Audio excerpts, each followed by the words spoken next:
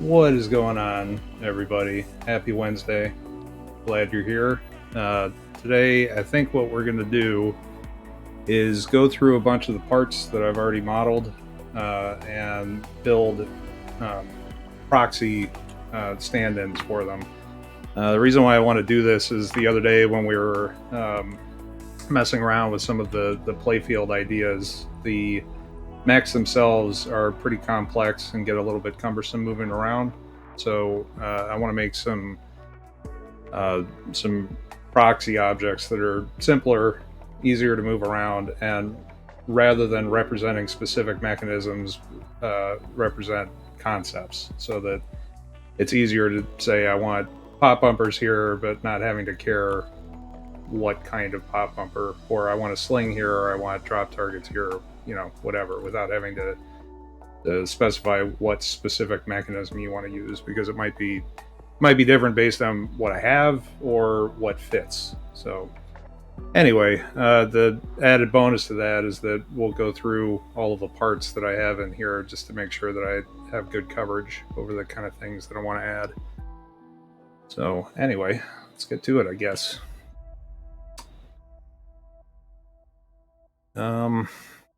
I suppose the best way to go through this is just sequentially. A lot of these are probably simple enough to make, or to just go ahead and use. So we probably don't have to do all of these. Although It might be nice to have a couple of posts with a rubber that goes between them that we can duplicate and move around. I'll have to look into doing that, I guess. But what I do want to do is make sure that that all of these are in one place. So I sort of have a toolkit that I can use to start building prototypes just whenever I feel like it. So in order to do this, I'm going to go ahead and break links on all of these things and simplify the geometry itself. Let me see what... Oh, I probably want to save this first. Make sure we don't overwrite what we already have. Okay, and I think I will just put this all with the table prototypes.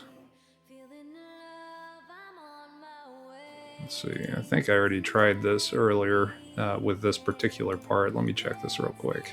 Let's go into tables, prototype, and yeah, I've got 2 of these. This one, it wasn't letting me delete before because I thought I had it open. It still does. That's weird. Okay, well, let's see if I can go back to this and just edit this one then, and we will get rid of that whenever it comes in. Okay, so for this, let's break the link. And what I want to do is just create simple geometry that contains all of this, and then we can get rid of the other stuff.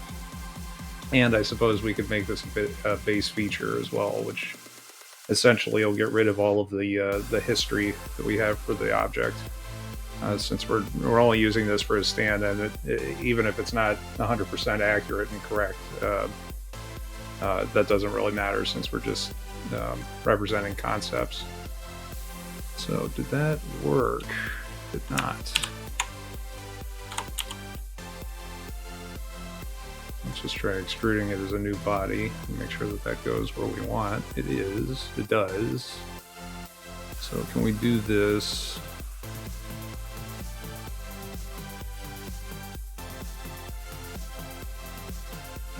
We want to intersect. Can we do that? Yes, we can do that. Okay. So now we can just get rid of that's in the timeline. Let's see. Hit remove. Okay, so now we're just stuck with the geometry itself. It's kind of nice. I still want it to look correct, though. I still want the look of the rubbers, and I guess the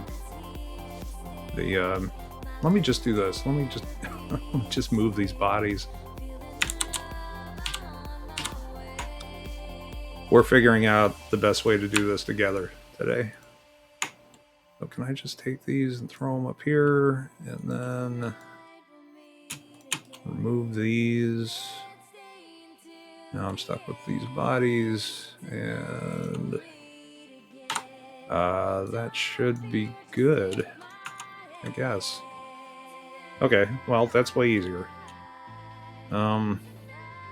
Now, let's go ahead and remove the capture history, save it, and there we are. That's all we need. Okay, and this is the one that I had just copied when we started. You gonna delete? Yes. Okay, good.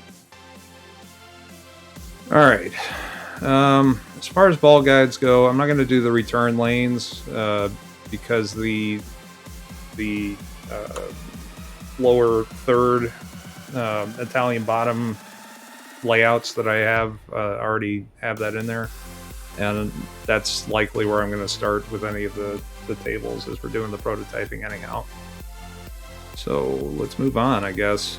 All right, so we need something for a VUC. All of these, I guess I'll go ahead and show you guys this. You might find it interesting.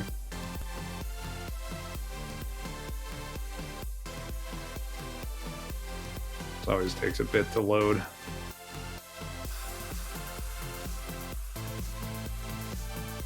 I wonder, part of this might also be that my internet is a little shoddy. We're in the midst of winter weather, as a lot of the country is right now. So anyway, I have these 3 vertical up kickers. One of them is one that we streamed building a little while ago, a couple of streams ago. But they all basically do the same thing, right?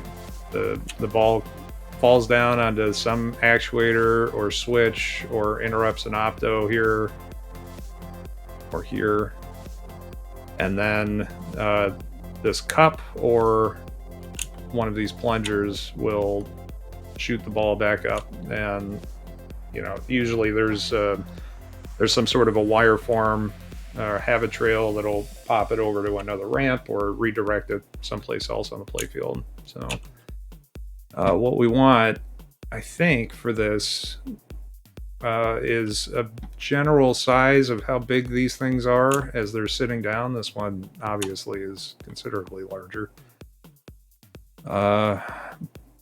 Let's see. So,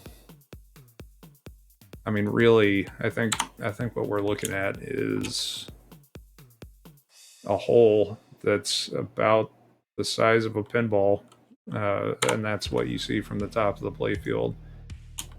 Underneath, there's a little bit more mechanism that we have to account for size for, and that's really going to depend on which mech we use in any given place. And it's entirely possible that I'll have different mechs as I'm building this, depending on what it is that we end up needing. So I guess one way of doing this, let me just make a sketch, and we won't save these. So we want to do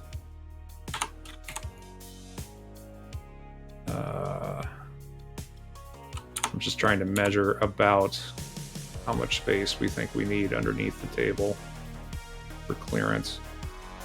So that's what, 3 by 2.5. Let's see what we get with these guys. Is that reasonable? There's 3, 2.5. That's pretty good. And just for fun. I mean, this guy's going to be significantly bigger. How big is this one? 3.5 by... Oh, it's not all that much bigger. 3 3/4 by a little less than 2.5. So it sounds like 3 by 2.5 is pretty good size for one of these. Let me not save these. The other thing that I want to do is I want to make sure that all of the models are centered such that well, we're in millimeters. I'm going to go ahead and set my...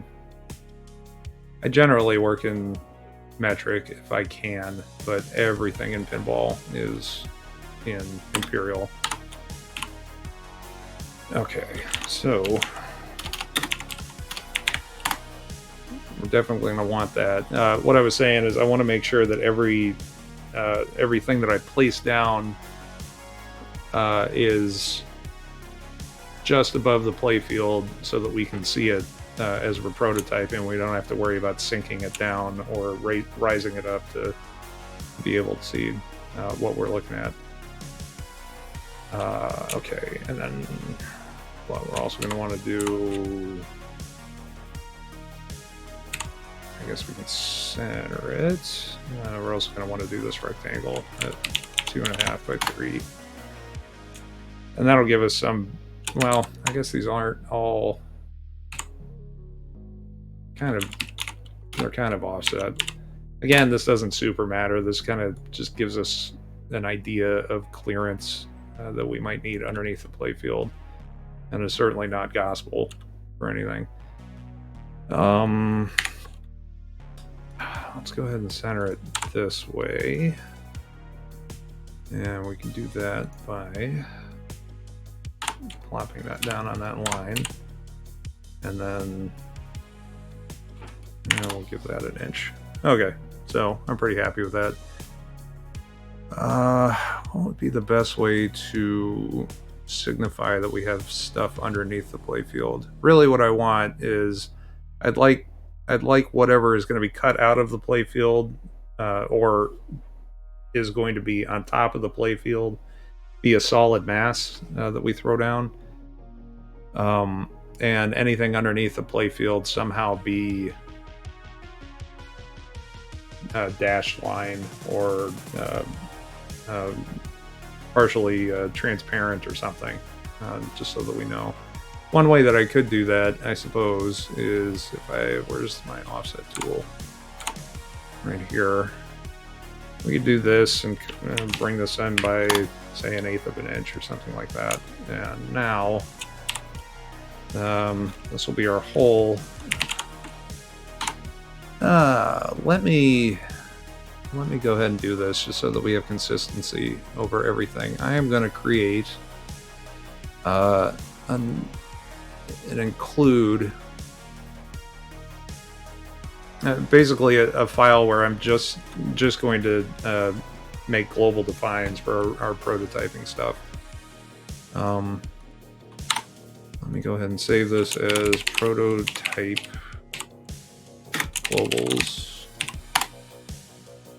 and we'll just create a few of these. So what do we want to call this? Outline extrusion length, and do it as a 1/4 inch. How much to extrude outlines above the playfield? Okay, so we can do that. What else might I want in there? Maybe outline is not the right thing. Or prototype geometry depth.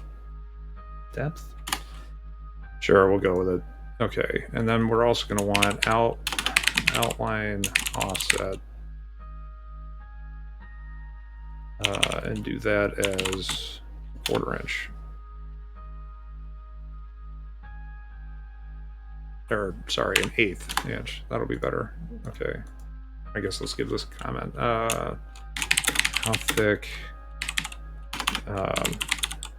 mechanism outlines are.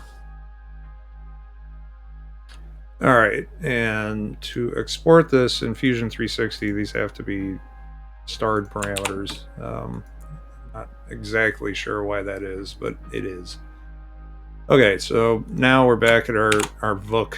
So let's go ahead and save this as just, I suppose, a VOOC.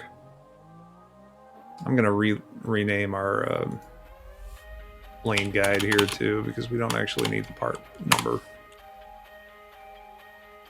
Okay. So back to the VOOC, we're going to insert a derive of the prototype globals, which opens it, and we go to parameters, favorites, hit OK. And now we go back to our sketch. This dimension right here, we can replace that with here in our parameters. This prototype globals, which we've derived from, now has these two guys in here, so I can do outline offset ref.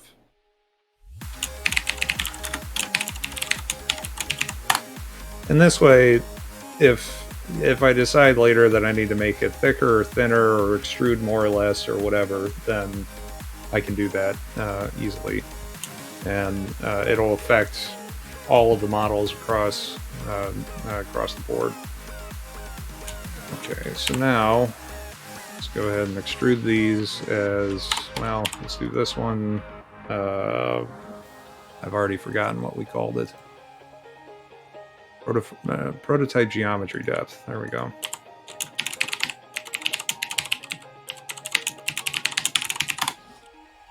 Okay. So I suppose we're going to need to come up with a good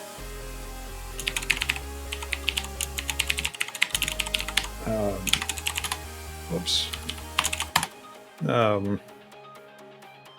We've got material to put on these to realize that the prototype parts. I'm tempted to just go ahead and use the same material that I use for milling operations. Oh, mill stock is probably pretty good too. Let's do that. It's also pleasant to look at. But let's do this. Mill geometry will be things that are above the playfield. Mill stock will be outlines. Let's go back to our globals and add another one for outline depth, because I don't like how much that is sticking out currently. And we'll do this at 1/32. Why not? It's strange how my brain will switch back into imperial, and it feels wrong to do 1/10 of an inch, even though that generally makes way more sense. Okay, so now we got to update that global derive that we brought in, and we're going to make this guy the outline depth ref. Okay, so that's what we're looking at. Let's go back to our sketch, and so that we know, I mean, generally the vertical upkick is going to go straight up. So let's. It's not often that I add text to this stuff, but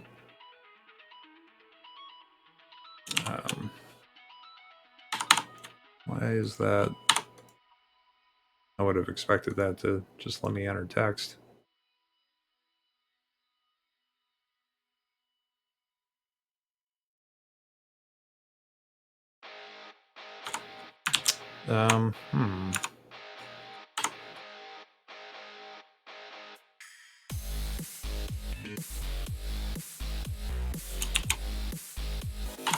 That's okay. Well, this is strange. Usually I'm able to just put text in. They must have changed something, because this clearly is not working, and I don't have any additional properties for this. Text on path? Huh, interesting.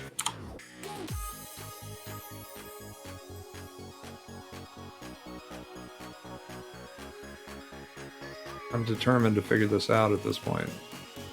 What does this let me do? This seems bugged to me. Something's wrong. Okay, well, whatever. We'll do it the way that we know works for now. I'll have to go figure that out later. Oops. Next on path. There we go. Book. We'll center it.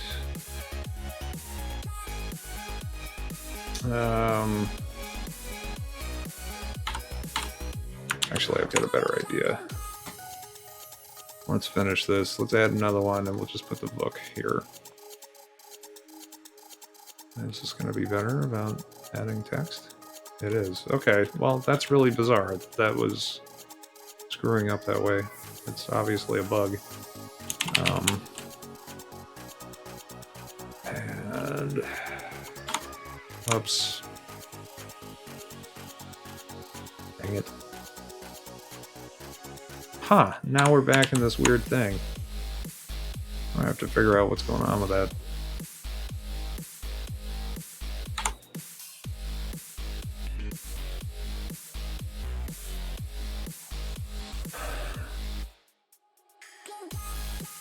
And that's once again not working. So strange.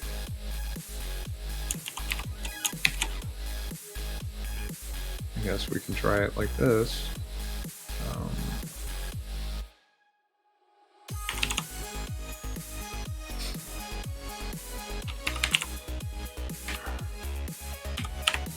I'm not real sure what the character spacing is. What is this? Oh, okay.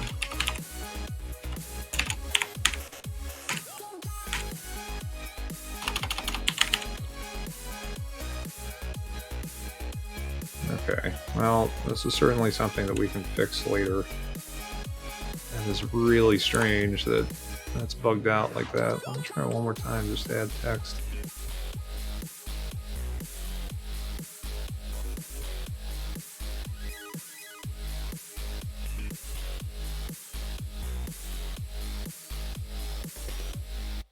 Yeah, that's obviously just broken. Okay, well, for now, we can take that and extrude it as a new body by, let's go ahead and, for completeness, go ahead and just add another text depth global. And make this 1/32 as well. Okay. Say, oh, did I favorite it? Gotta make sure that you do that. There we go. Favorite, yeah. Save, reload that.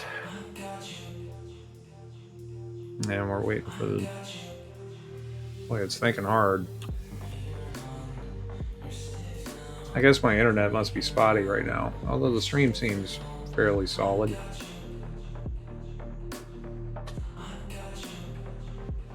Fusion 360 actually goes out to the Autodesk servers, which is where all of the data lives. That's the 360 part of it.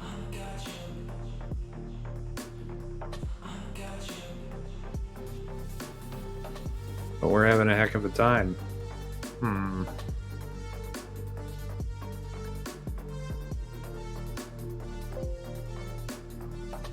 Okay, I guess that finally worked. That's good. We want to take that profile and go text depth ref. Jeez, there. Give it a new body and give it this mill stock look.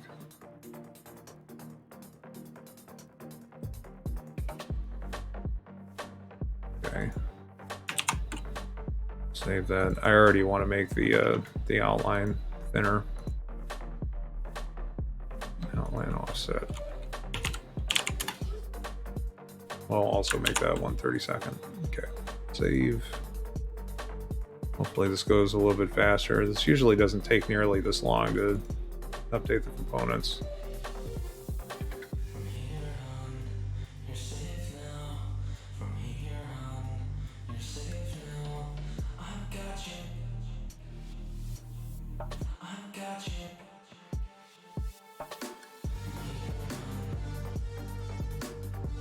Wow.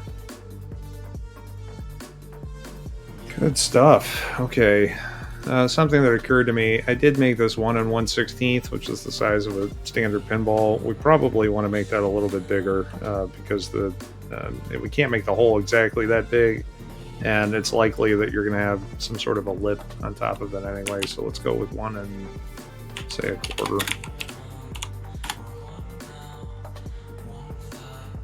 Okay, there we go. Okay, I'm happy with that. Alright, let's move on. So we've got a book. We don't need to do the ball trough. Although, since I'm doing a tour of parts, might as well throw this up too. There's our standard stern ball trough, complete with guide.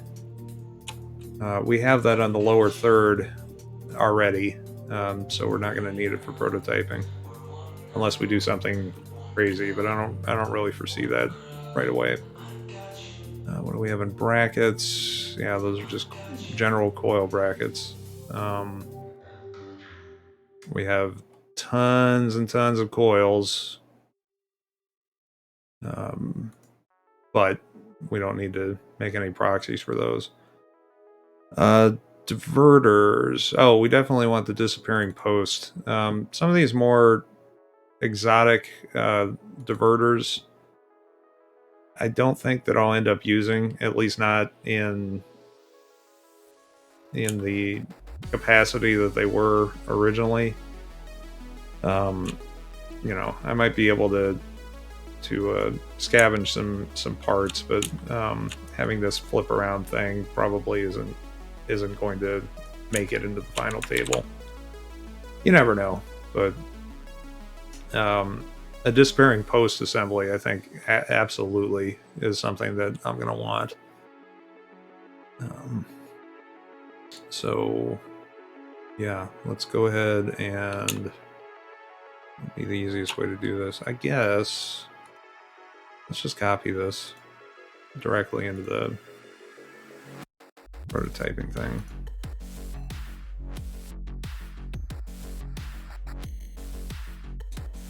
Tables, prototype, name this to just despairing post.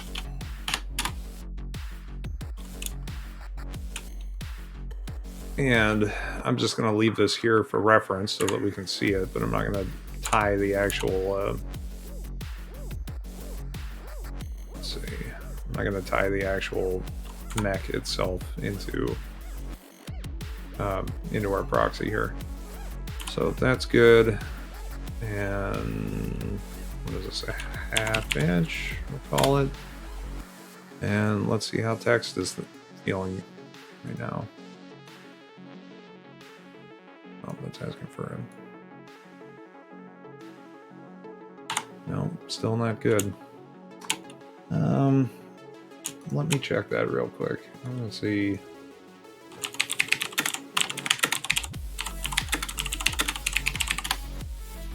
Doing 360.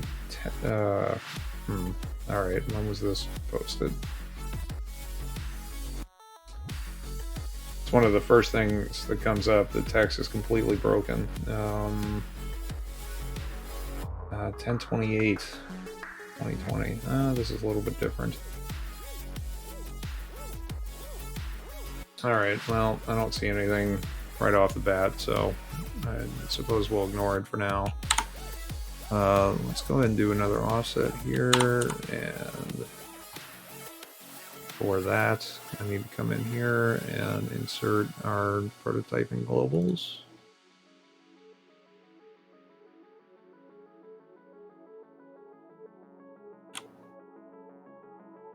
This is really odd that it's taking this long to update a sketch with this. I suppose it's going and rebuilding everything though.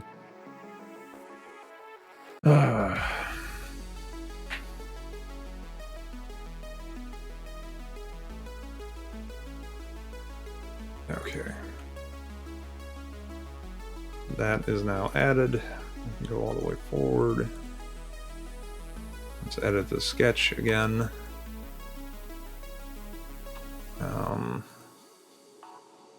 And we call that outline offset. Outline offset ref. The ref is basically signifies that you're getting the parameter from outside of this sketch, meaning that it's in a derive somewhere.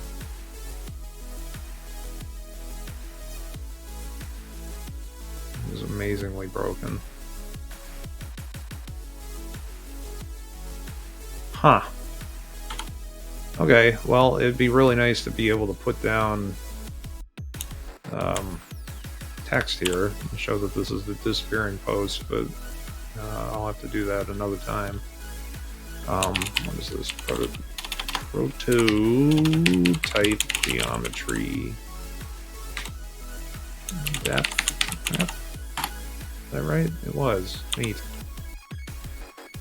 And we want to get that color. And then we want to show that sketch again. And extrude the outline. So outline depth ref. But we need to spell depth correctly. There we go. And give it the null stock. Yes? No? Oh, well, that's not something we want to do. We want to do, yeah, new body there. And new body there. Where are two bodies? Okay, well, do it this way then, so it doesn't get confused. Okay. So let us go ahead and not capture design history anymore and just nix all that. There we go. Okay, there's our disappearing post. That's done.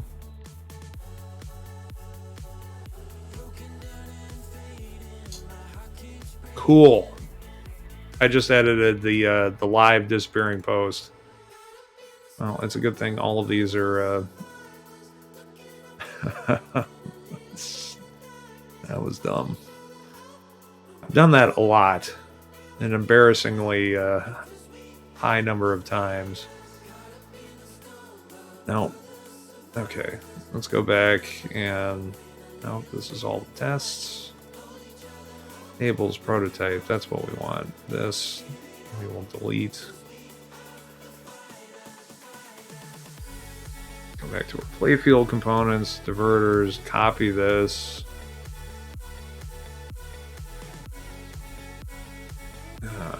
Back into where we were. I wish I remembered this a little bit better. Able's prototype. Copy. Yeah. Okay, and now we can just promote this previous thing. It's like it never happened. And we will never speak of it again. Okay. Let's make sure that that actually worked.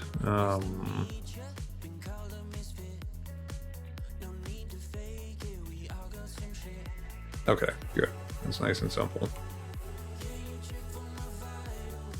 All right.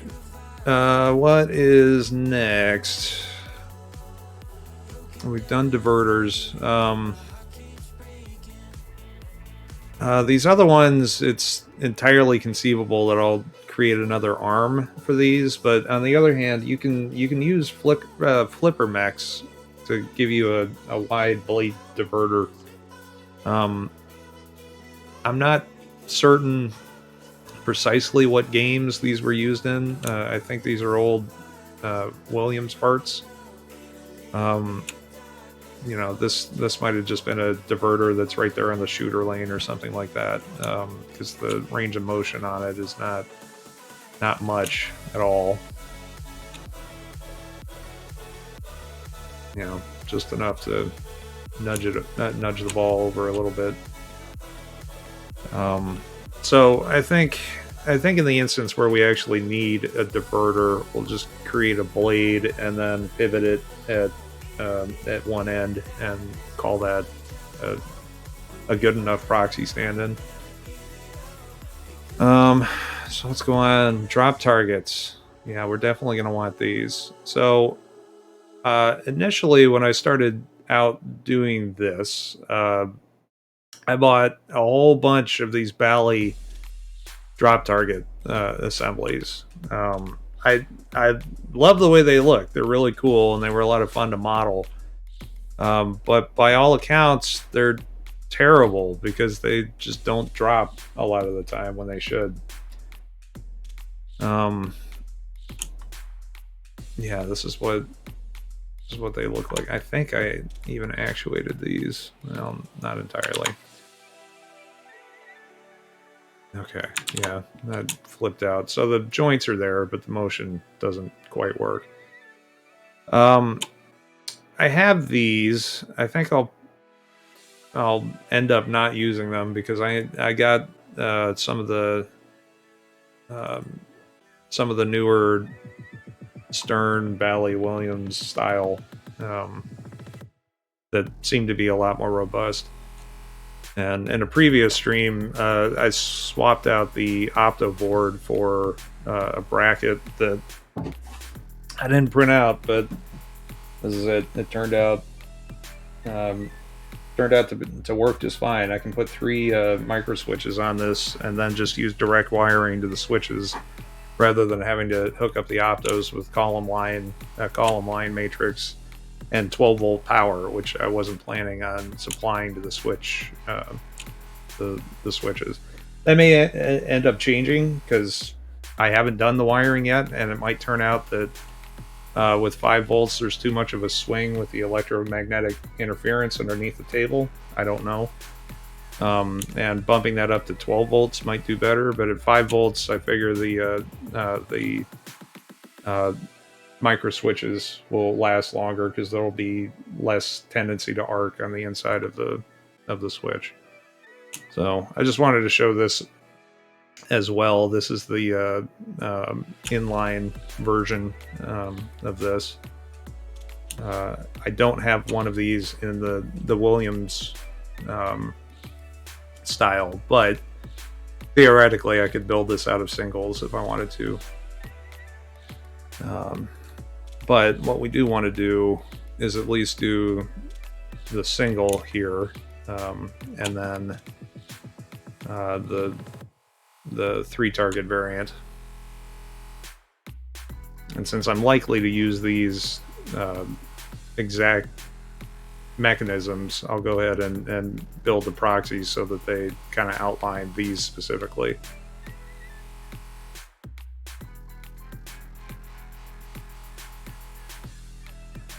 I wonder if Autodesk is experiencing trouble.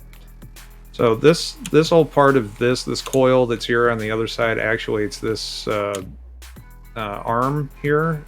I guess I didn't joint that. And essentially, when that coil actuates, it just knocks the drop target here down, and then it can drop. So essentially, these coils give you the ability to set the state rather than just react to the ball hitting it.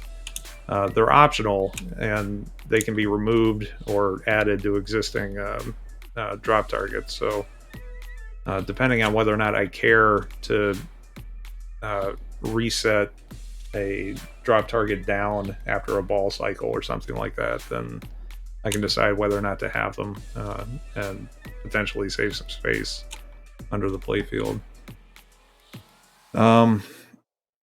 I guess, let's see, it's probably best if, let me just go ahead and measure this, I suppose. Well, no, let's try to do it the way that I should have done the other one. Save a copy into the prototype and close this immediately so that I'm sure that I'm not editing that, and we'll do the same for this guy.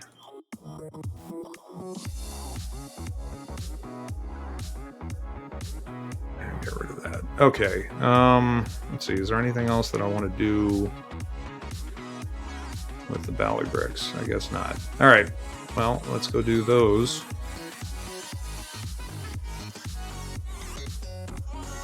Back in the prototype, here we go. Okay. So for this, I'm just going to do a top-down again. We're probably going to have to go back into these proxies and adjust their origin so that they sit on top of the playfield. I'd forgotten about that. Where are these guys sitting? Oh, well, that is at the top of the playfield, so that's okay.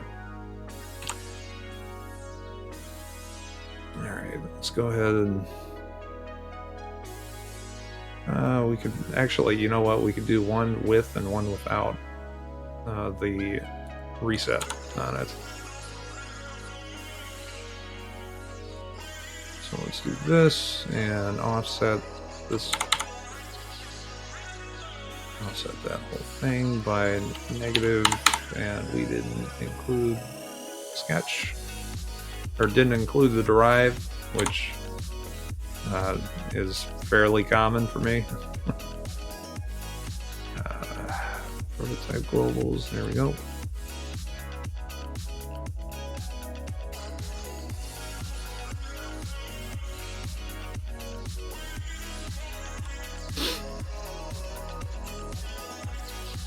Okay. Alright, where were we?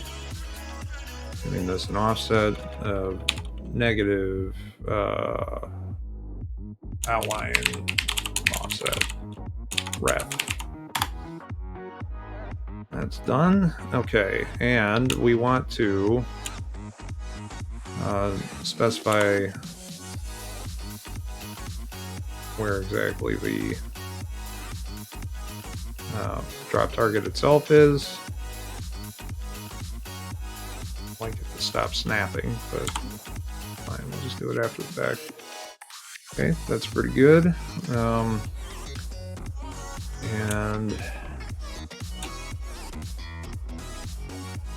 let's hide. Well, alright, we're gonna delete that in just a second. I'd probably like an arrow in here as well. Or we no longer editing. Okay. Yeah, let me just go ahead and delete this first. Don't capture design history. That'll remove all of our well, the design history is so that you can go forward and backward through the entire development process of the parts. And if I just get rid of all of that stuff, then none of it has to be loaded. It isn't remembering the fact that I removed that geometry. And I can come back and just edit this sketch because I want to add an arrow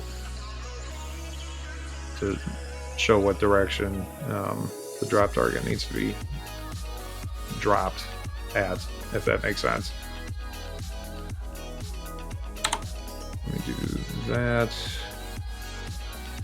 and we need to put on. Really, if I was smart, I'd come up with an arrow sketch that I could load in, but that's okay. And we're going to mirror all of this except for the base around that. And just try to make it look somewhat pleasant. Okay, I'm happy with that. So now, let's do outline depth ref. Is that not what I called it? Or did we not? Oh, I guess I have to turn this back on to get the derive. Oh, yeah, alright. Shoot. Okay, well, once we've created a base feature, which is what turning off the history does, then this basically, I'm turning it back on. This gives us the same effect, but now I can put this derive back in. And we're back at waiting for this to come in. Yeah, that's interesting. So I'm going to have to go back to those other ones that I've turned the design history off of and fix up the globals so that I can come back and change them. It's not a real big deal. And in the future, instead of turning off design history, I'll go ahead and just create a base feature.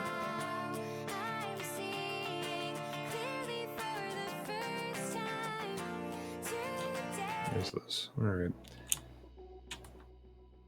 Alright, let's get back to outline depth ref. There we go. And, well, you know what? I know that these are going to be about an inch tall. And then, let's make this part of the original, the outline extrusion. There we go. Give it colors. And we don't want to do everything, so we want body 1 and... Why is this getting wonky? Alright, body 2 is the drop target itself, so we want to do 3 and 1 and 3. Okay, good. Worked that time. Alright, the sketch, save. Okay, there we go. Okay, so let's get back to these other ones and fix them. Capture design history again, put in our derive.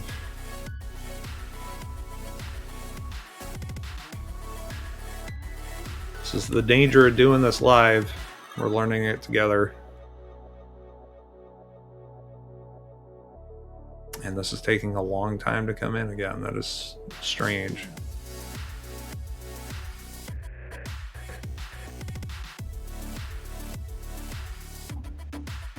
But these are strange times. Come on. Oh, I guess we're back already. Okay. So let me go back into the sketch.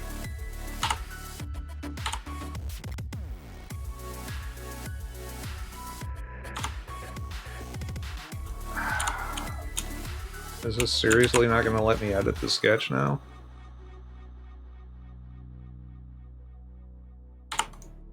Jeez, I guess not. Okay. Alright, well, you know what? Forget it.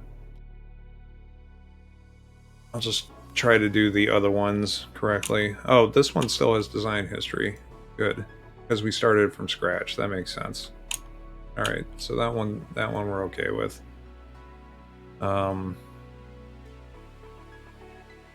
Drop target we're okay with. I think. Unless, no, we need to rename these as well. Boy, this is bogged down. Where's my CPU at? 6%. We're fine. This must be something on Autodesk side. I'm sticking with that.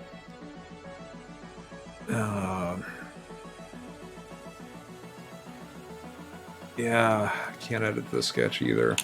Okay, well, hope it's good. We'll try to fix this for the other ones. Alright, and let's rename this. Drop target single. Drop target triple. And just disappearing post.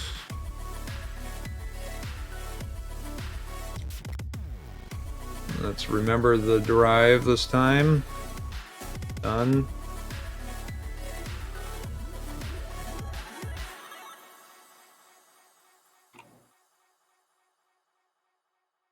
A lot of waiting.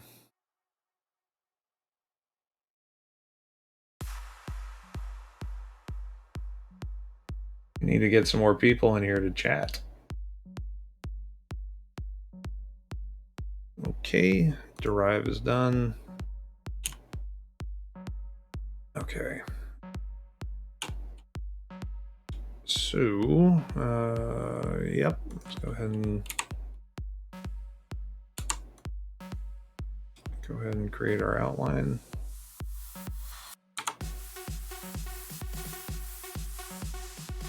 It's about the right size, and we'll make the cutouts for drop targets.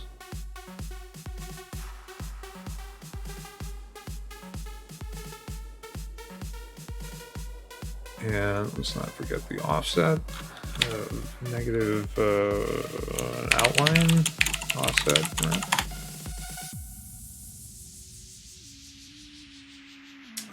And we want to do another, well, since I can't edit that other sketch, let's do an arrow here.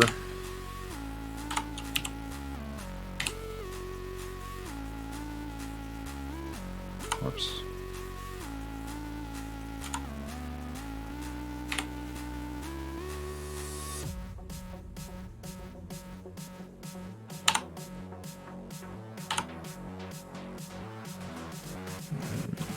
Mirror all of that except for this bottom one. And mirror that on the center line. Now we've got an arrow and it's closed. And we can make it look however we want.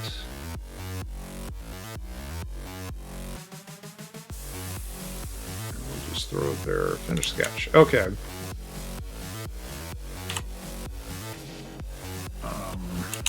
There's this outline. Depth ref. think that there's some setting someplace where I can remove the.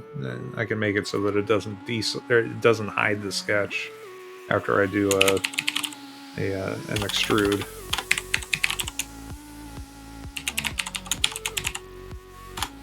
With that, and we will go ahead and give all three of these an inch, I guess, or an inch and a half.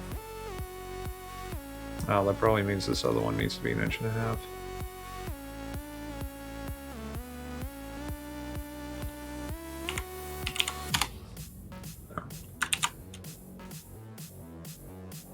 It doesn't really matter, but just for the sake of consistency.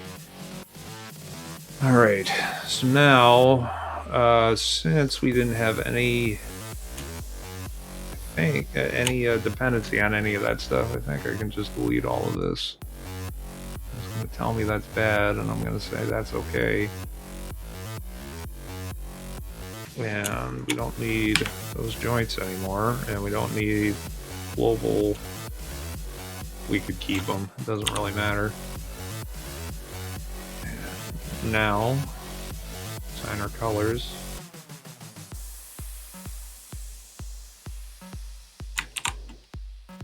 And call that one done too. All right, we're making progress. Let's figure out what's next. We've done draw targets. I don't think there's anything in electronics. We definitely want to do flippers.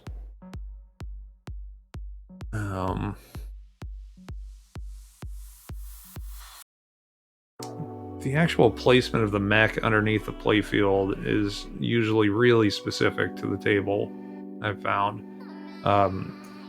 The two lower flippers, it's fairly standard, it seems like, because you've got the ball trough under or right next to it, and you have to make sure that nothing is interfering right there. So those mech positions are in a pretty standard place. But anywhere where you have upper flippers, or if we want to use one of these for making a diverter or something like that, the rotation underneath the playfield, I think is going to be really specific. So it's probably much less necessary for us to add the mechanism outline. And we don't have to do that for absolutely everything. Let me just go ahead and open this flipper pad. We'll combine the geometry on this, and I can go ahead and reposition it at the origins just so that it's above the playfield, and we can use that as a stand-in. What are we doing? Copy. Tables, prototype.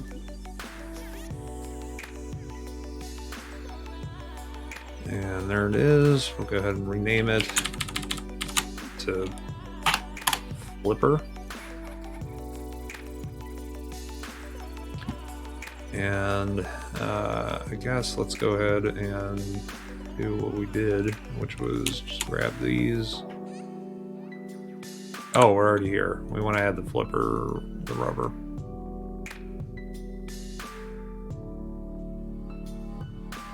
And remove that. Okay, that's probably good. The origin, that's not what we wanted, so we want to take all of these. Let's see, the origin is going to be the top of the playfield, so we want to move all of these guys.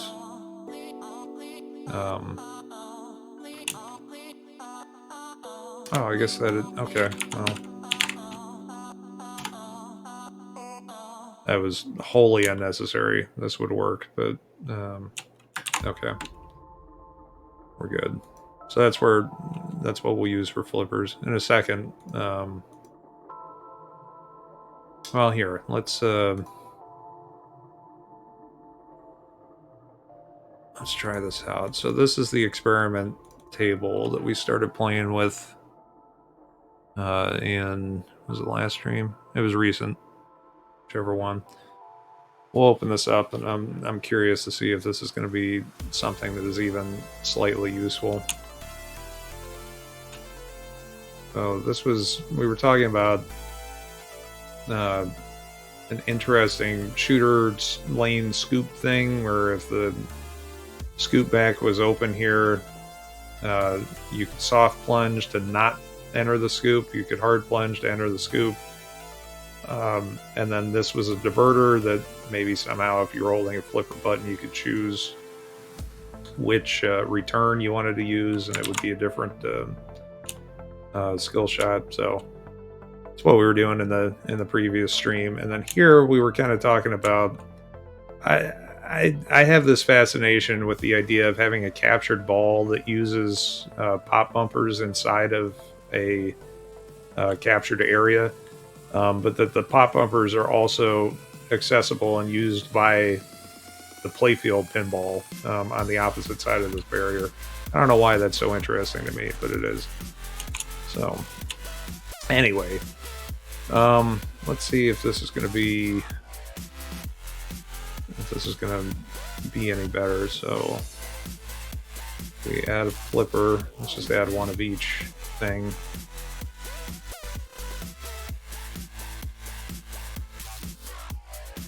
Yeah, all of this bogging down has got to be happening out on the Autodesk servers for some reason. This almost never happens here when I'm just working on stuff. Okay. So flipper, we'll add a disappearing post.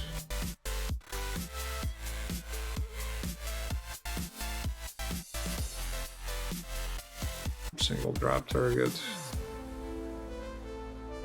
Okay, yeah, I can already tell this is going to be way better for just coming up with a concept. And the nice thing is that if we parent this in the hierarchy under a single component, we can hide all of our concept stuff and put the actual machinery in its place one by one and swap between them if we want to. That way we can go between prototype mode and the nitty-gritty of figuring out exactly how the mechs are gonna fit underneath. This is what I was talking about with the standard flipper mech layout. But you know, it doesn't really matter where these are placed underneath the playfield. The flippers all, you know, still appear to be in the same place. So let me revert that.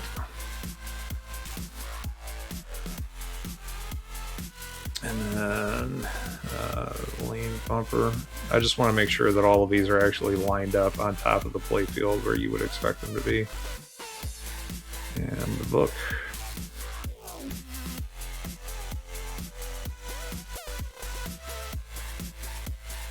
Nice. So the good thing about this now is that we can take any of these and then just move them around, rotate them a little bit just so that we have some general idea of how much space they're going to take under the play field. And as long as we're looking at these from the top down, we don't have to anchor them onto the play field so that they don't slip off. Right? Since we're looking at it at a oblique angle like this, we'll have to select this plane drag in order for this to work. If we just, we don't want this. We don't want it to sink underneath the playfield.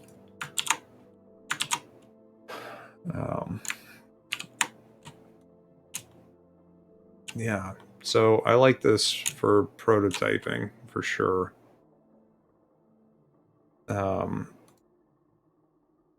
And yeah, so far so good. Okay, so let me close this, not save it, and let's continue on. I honestly don't know how many of these mechs we're gonna end up doing, but let's go ahead and get them all done. Gates, yeah, we're definitely gonna want those.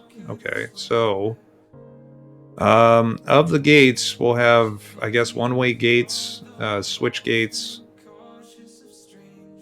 Well, okay, so one-way gates. I wonder. I suppose it's possible that we'll end up using a gate to determine if a ball passes in either direction. But it feels like we could just use a rollover for that.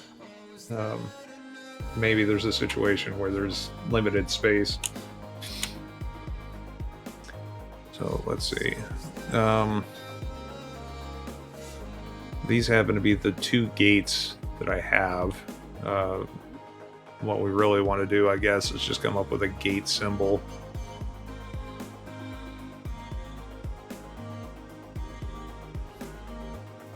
We'll see if the text tool wants to work. I guess text on path always works. Jeez, even just opening this is taking forever. All right, and this is one way as well, right? Yeah.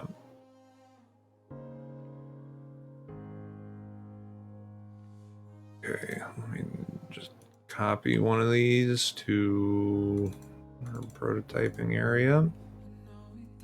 Now the other thing that we have are these actuated ball gate things.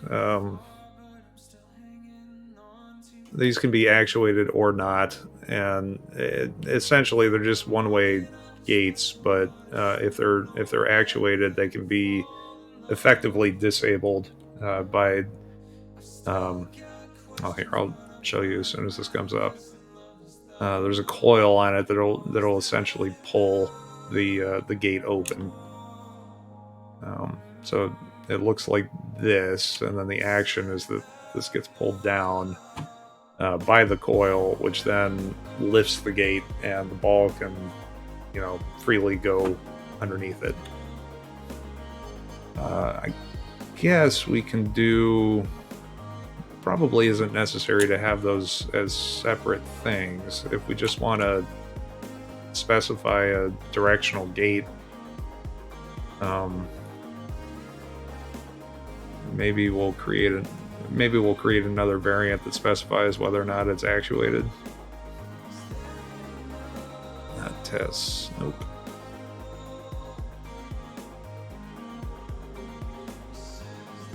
Okay. Just so that I get a general idea of how big these are. The other thing is these are almost guaranteed not to be on the playfield, right? They're going to be on some star posts or something. We'll do that. We will now, once again, remember to insert the derive. Prototype globals.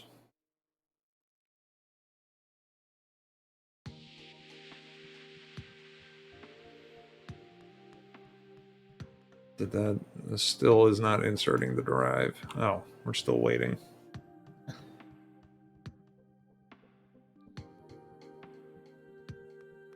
I'm almost tempted to disconnect the internet, but then it makes it harder to stream. Okay.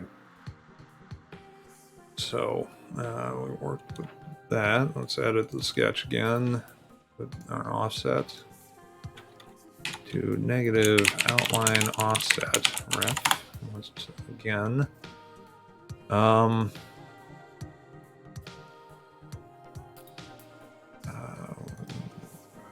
Nope, do that. Let's see. Spacing, we'll put this back to 0. I guess that seems okay. Flip, nope. Flip, yep. Well, there's that, but I actually want it on the other side of the path. Nope.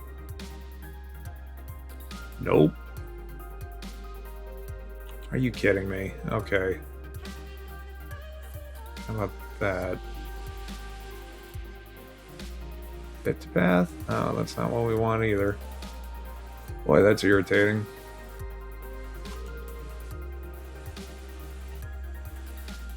I want it on the inside. Okay, so let's just do a special line for it. This is silly. They need to fix this. Okay, put our spacing back to 0. There, center. And we want to call this just gate, I guess. And let's go back and get our... Let's just go ahead and copy our arrow. And this one...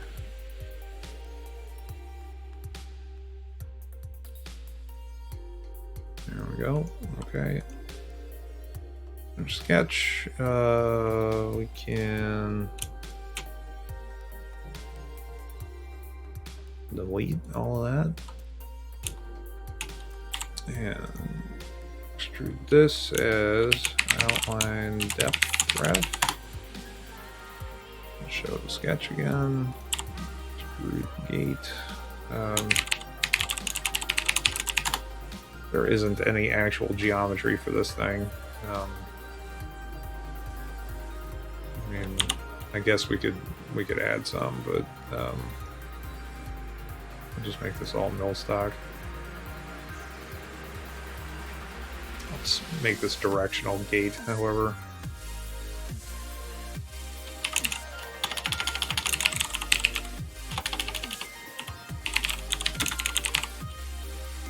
That'll work. Okay, I like it. And let's copy this as soon as it's done thinking. And we'll make another one that's actuated as well. I guess while we're waiting for that, I can go measure how big the actuators are for the gate, or for the coils. Oh, these are a little bit different too. All right, let's start with these then. And go back to prototype. There.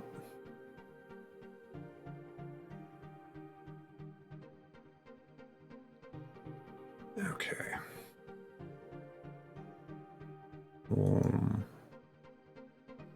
All right, that finally worked. Now that I don't care. Actuated wall gate. Excuse me. Okay, there's our playfield. There we go. This whole thing is the footprint.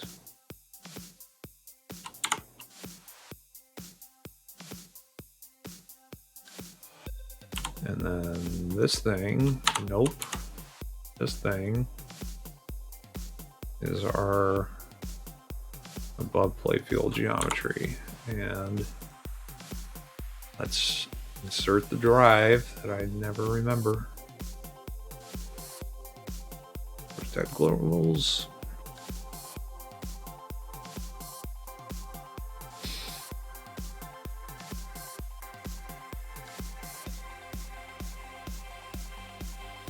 Not sure it's tedious work, but it'll be nice once it's done, because then we can be doing our layout design and concepts instead of exact mechs, to make everything a little bit faster, and it'll help, because there's always the option of designing and building our own mechs if we don't have something that fits the bill already. Alright, let me expand this. The negative outline offset ref again. There. And there's some text. You gonna do the inside? No, of course not. I guess it doesn't really matter, but this is also just as easy at this point.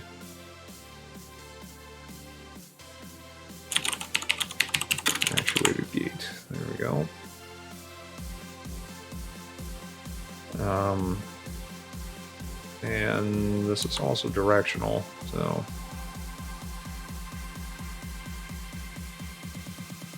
let's go back and copy our arrow again.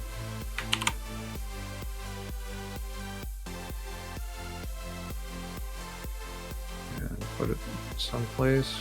Why? Okay.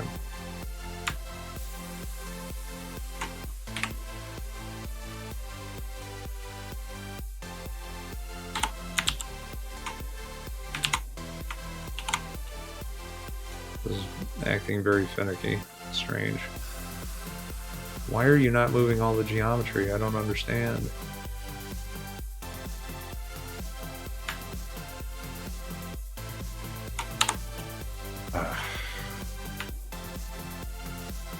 Always when you do it live.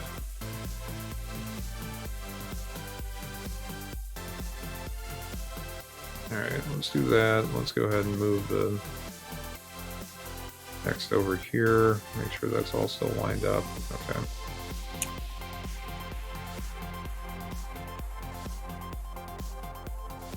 Alright, good enough. Alright, let's make our outline.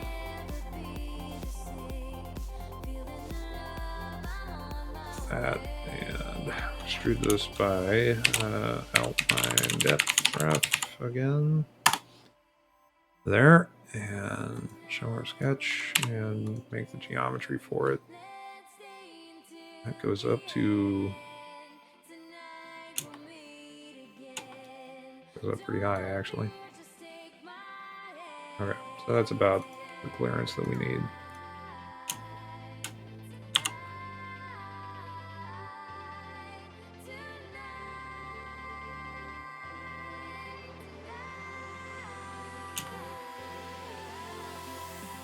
Okay, I like it.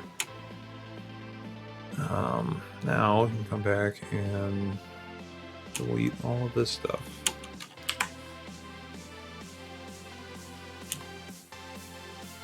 Nice.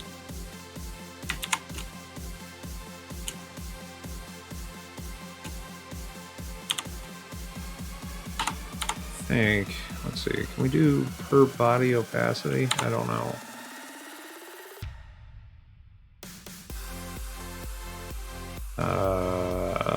Maybe?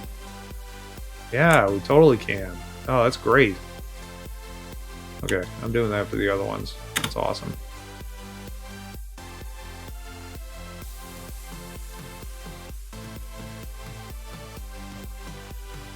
See, we learned something today.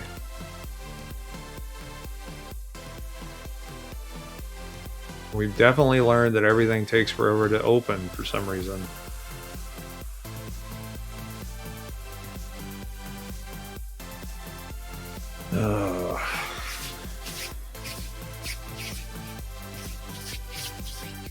So what have you guys been up to lately? How's your Wednesday going?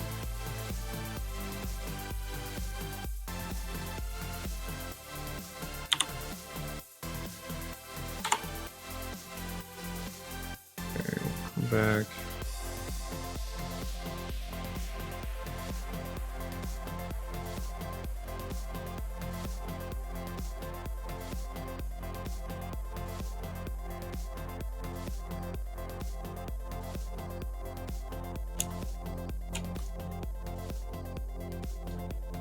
I like it when I learn a new trick. We can do per body opacity. Oh, but apparently not multi-select. Kind of annoying. Really, I ought to be doing this with the material. Now that I'm thinking about it. Dang it. Okay.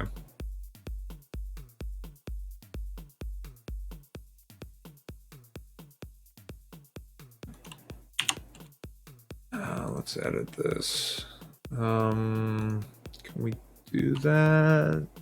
Might not be able to do that with this material. No, we're not. Alright, we'll stick with opacity. Not the ideal way to do this, I don't think. It would be better if I created a material that was semi-transparent, but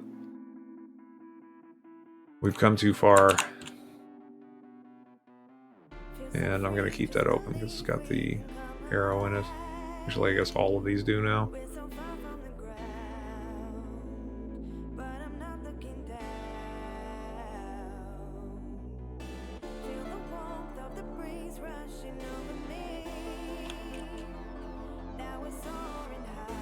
It'll be nice when this is finally done.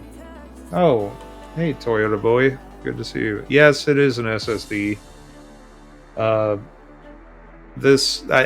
honestly, I have no idea what is going on with Fusion right now. It never takes this long to open up files like this.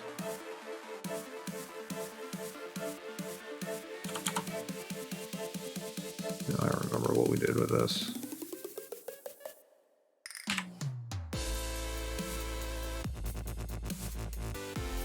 How's your day going? You doing anything fun? Or are you going to do anything fun for the rest of it?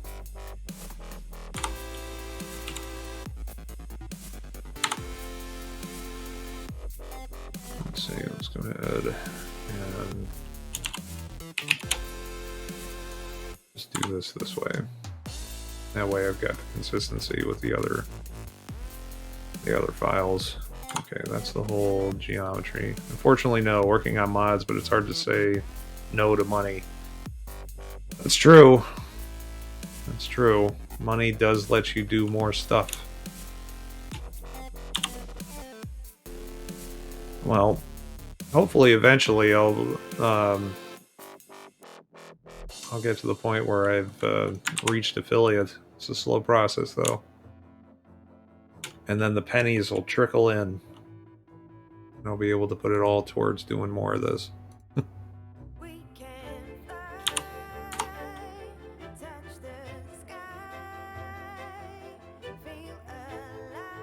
Yeah, a lot of this this legwork is not particularly interesting, but it is going to help us out in the future as we're trying to do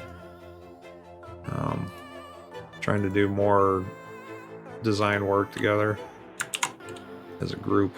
Hopefully, we'll see. It might just be a series of streams where I'm talking to myself, but I hope not. Yes, libraries are indeed a necessary evil.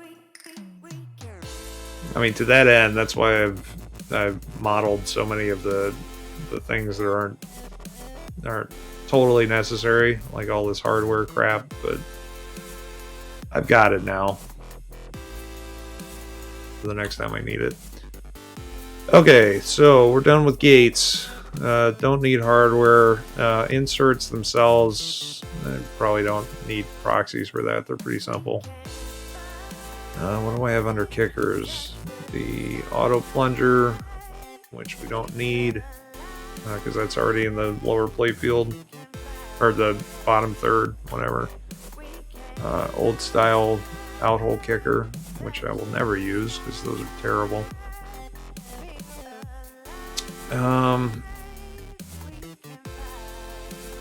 That's just the knocker. Let's see. I believe... Oh, these are almost the exact same. They have two different... That's funny. They use the same bracket even. This one just doesn't have a spring-loaded bell on it. Alright. I don't know what the likelihood of me using an actual kicker is, but then again, I haven't designed the thing, so let's make one.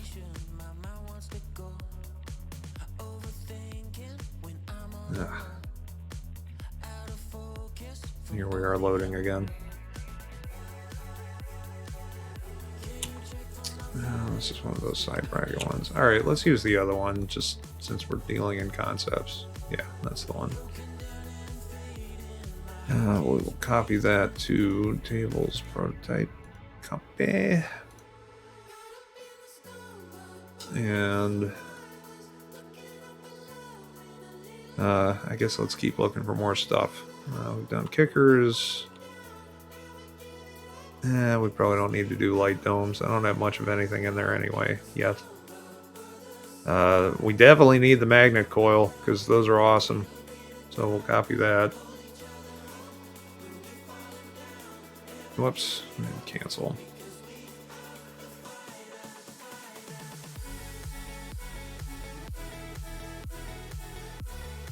I mean, I say they're awesome. Usually I hate them when they're in, but they're an awesome idea. What's in miscellaneous? Newton ball stuff, that's probably simple enough that I can just throw that down. The play field. Oh, right, those are the bottom thirds. We don't need those. What is playfield supports? Okay, that's the apron and the sliders underneath the whole playfield. Certainly, we need pop bumpers. I'm just gonna copy over the cap. It's a good enough. Here, we'll use the Starburst clear one.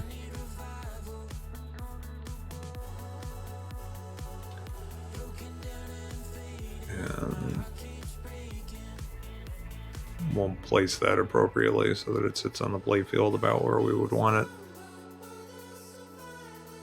Posts and spacers. Yeah, these we can just drop. What I really ought to do. Let me go ahead and I guess copy just the normal star posts. Here, let's do a narrow. And then what I really ought to do is build a model where I can move the posts independently and the rubber follows it.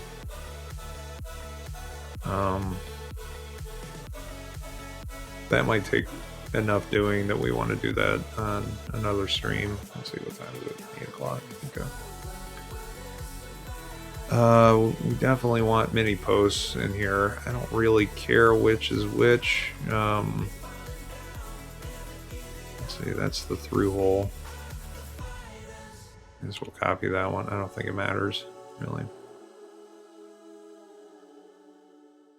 Copy that. Do we care about any of the rest of these? Probably not. Or just ideas. Okay. No, right. Okay. So let's see, what else do we need? What's in ramps? Oh, the shooter ramp assembly. I'll just come grab that if we need that. Saucers. We definitely want those. So, the two that I have are, I have the 30-degree outkick version. This, I believe, is the newer style of how to do this. And then I have happened to have gotten a whole bunch of these older kick-out mechs with bundles of machine parts that I've gotten. I don't know if there's really that much of a difference between the two of them, and if there's not, I'll probably just stick with this newer version. It seems a lot less error prone, and you know, this is still readily available, whereas I haven't been able to find a whole lot of replacement parts for some of these. So I guess that answers my question that we'll want to do this. This guy has interesting milling geometry already associated with him. Seems to work, but we'll use that as the starting point for this thing. So we'll copy that as well.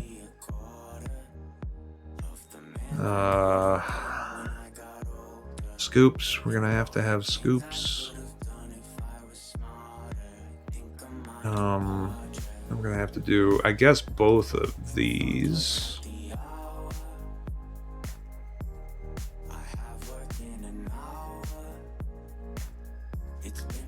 We want an open back and a closed back because they, you know, they are different. They're going to take up different footprints.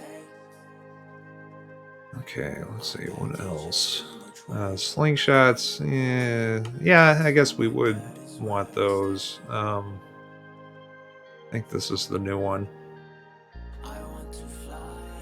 There are these two slingshot assemblies that are almost completely identical. The only difference is this bracket, and uh, the whole pattern that is in the two of them is almost identical, but not quite. So you gotta make sure that you don't mix them up, because otherwise your screw holes are going to be in the wrong locations. I found that very irritating and confusing for a while, where stuff wasn't lining up. But I'm fairly certain that the one that I stuck with is the Sega Stern Data East part number version. We'll copy that over too, just in case we need a sling on a wall or something. What else? What else do we need? Spinners. Where's spinners? We have what? Narrow and wide. So we'll copy those.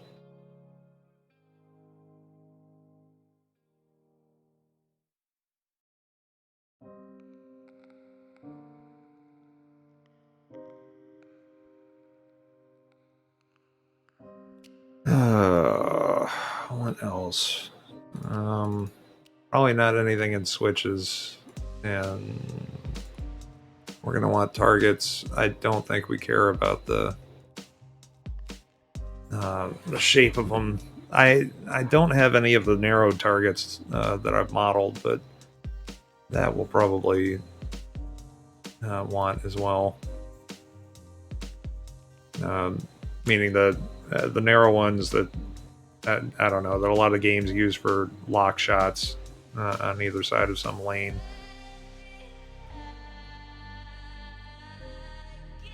So as soon as I have one of those, I'll model it and we can throw that in there.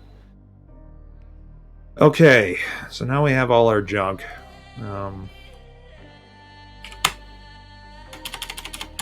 Most of these I think are going to be pretty easy. We're just going to make boxes with arrows and a label.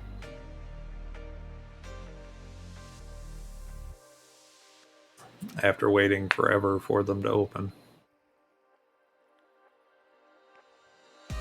And then I guess a bunch of these other ones are just going to be combined geometry.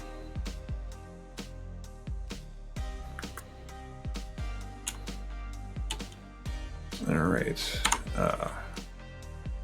I remembered this time. Oh, but we got to do it at the beginning. Insert our globals again. Type globals.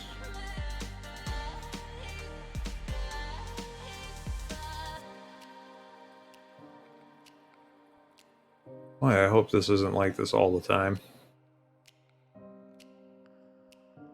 This wasn't happening on previous streams, but on the other hand, I wasn't constantly opening up tons of files. Okay, there we go. That's done, and that's what we want. And we'll draw our outline. Whoops.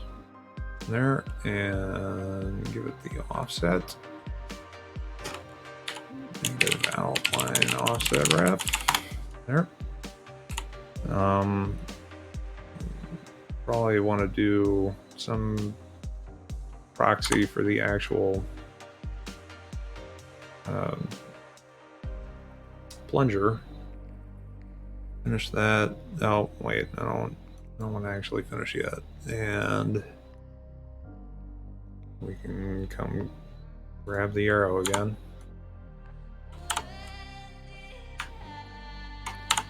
Yeah, let me do that.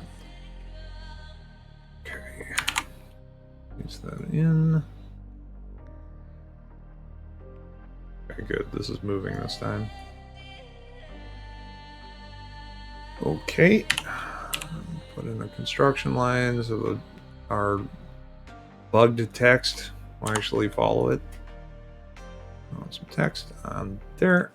Call it kicker.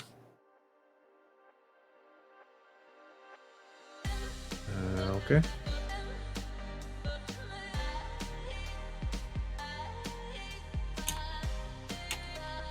Alright, now you can just, yeah, just nix all of that. And, yep, we're good.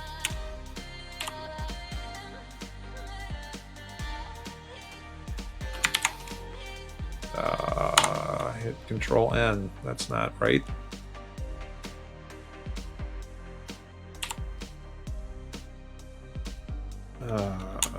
What is this? Outline, depth, ref, outline. There we go. And we also need to throw that up by. Well, let's see. How high would that be sitting? Half of a pinball. Well, about a pinball. Yeah, we'll do an inch. That's okay.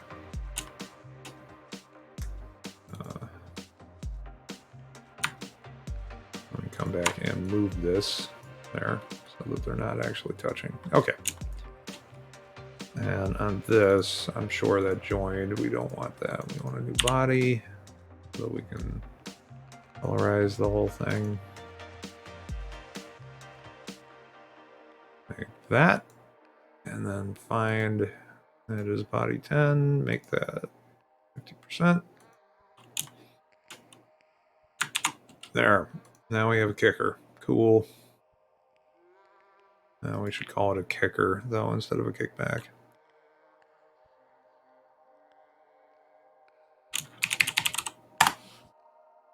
Okay.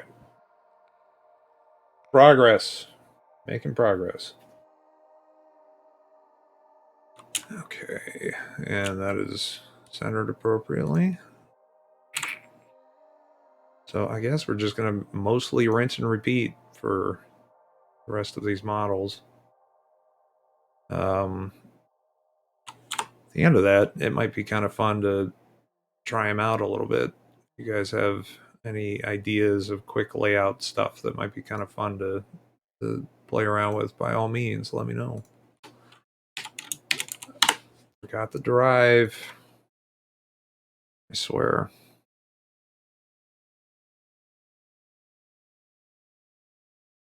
You would think after 1,000 times I'd remember to do this. It happens almost every time. Okay, see, now everything's happening pretty much instantaneously. That's how that's supposed to work. It's not supposed to take a lot of time. Like, we didn't even notice a slowdown that time. Negative outline, offset, ref, done. We want to create, let's see, that's where it is on the top of the playfield. The rest of it doesn't really matter. We want some text. Put in our construction line hack since text is bugged for some reason. And magnet foil.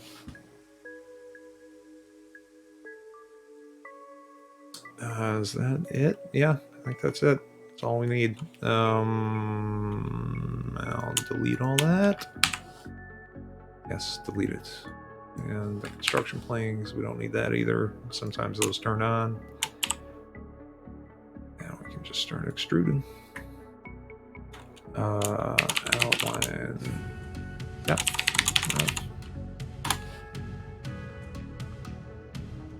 Bring this guy back on. We don't actually need this much. Shoot, what did I call that? Let's look.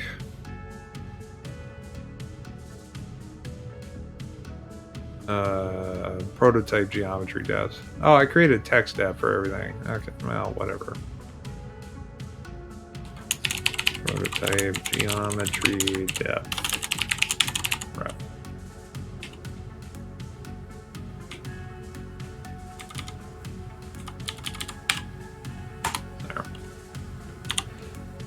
Okay. Well, let's do null stock on everything since we only have one thing, otherwise color. There we go. And the sketch off. Find the body. Make it semi-transparent. And we're done with the magnet coil. Cool. Well, we're getting the rhythm down, so this is going a little bit better.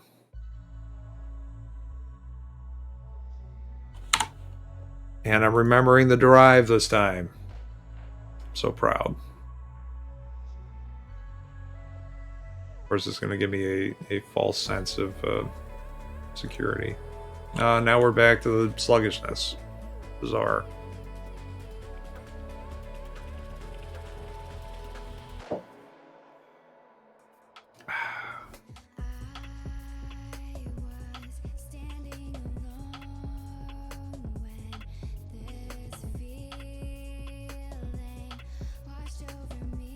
Boy, this is a stellar endorsement for Fusion 360 tonight. Okay, there. Let's just do this, I guess, the way that we... Oh, wait a minute. No, we're not doing that with this.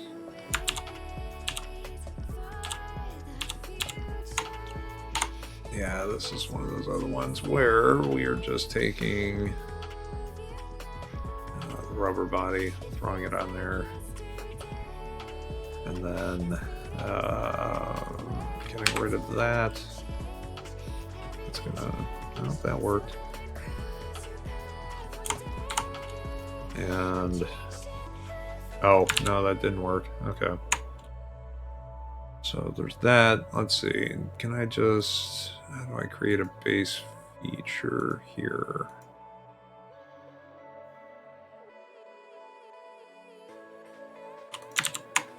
Okay, I guess I don't know how that actually works.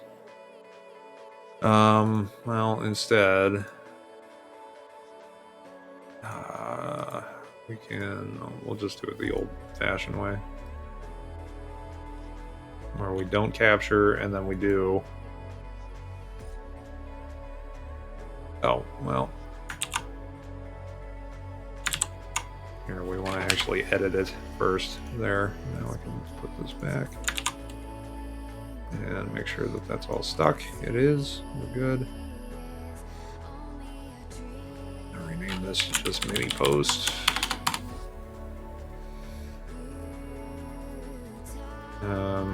Now we can do the same thing for the narrow post.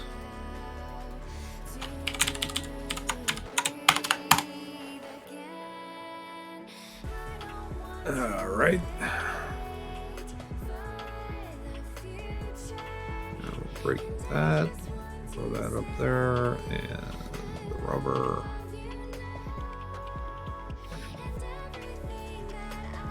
That's odd. I guess we have to break this first.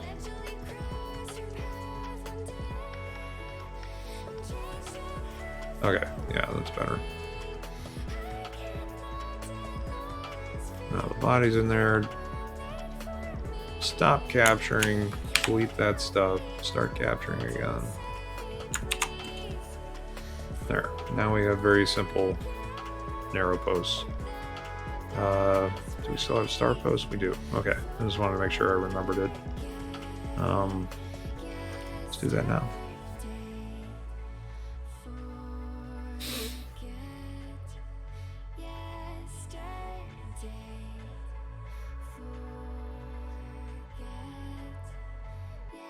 So eventually, one of the things that I think that we can all do collectively is start really fleshing out some of the design elements of I guess our dream pins.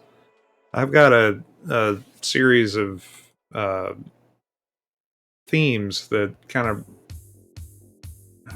yeah, failed to download a file. That makes sense. That explains why everything is going so slowly. I've got a set of themes that I'm going to do on my homebrew at some point.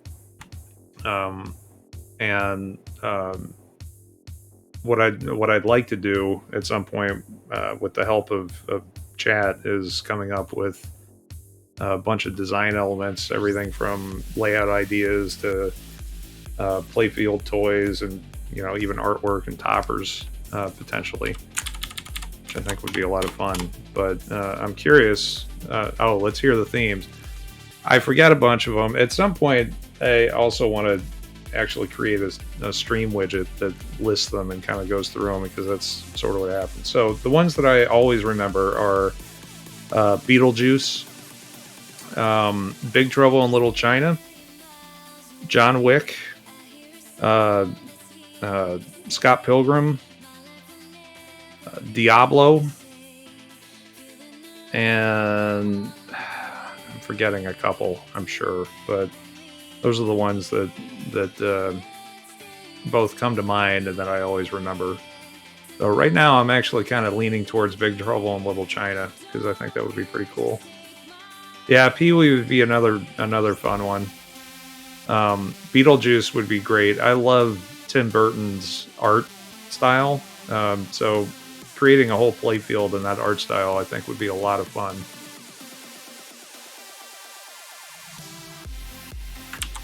That's not what I wanted to do yet. I gotta move this geometry first.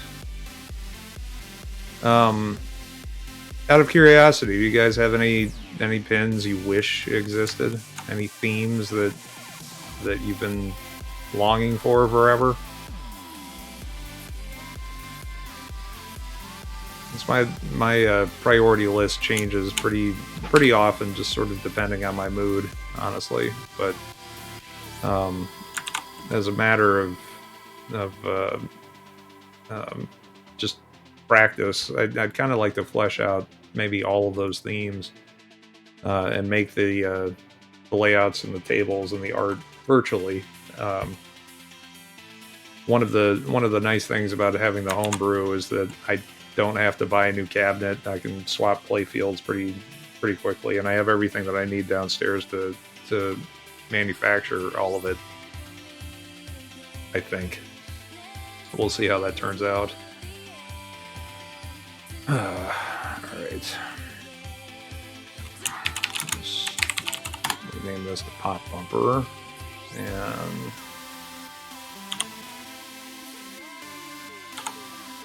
I'm going to go ahead and edit this.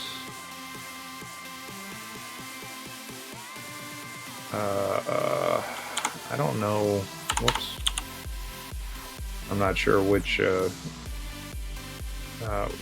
these materials is actually applied to this thing. How do I remove all of the... There was a way to do this.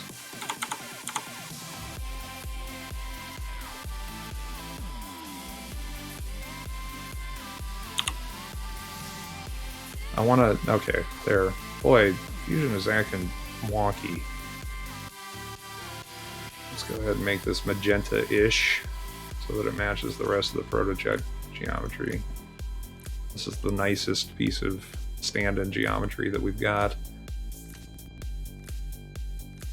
Okay. And we want to go ahead and move that body up by an inch. Just cause. Alright. So there's our pop bumper stand-in. I'm not even going to bother labeling it because we all know what they look like. Excuse me. Okay. Spinners. These should be fairly straightforward. So insert the drive, but do it at the right place.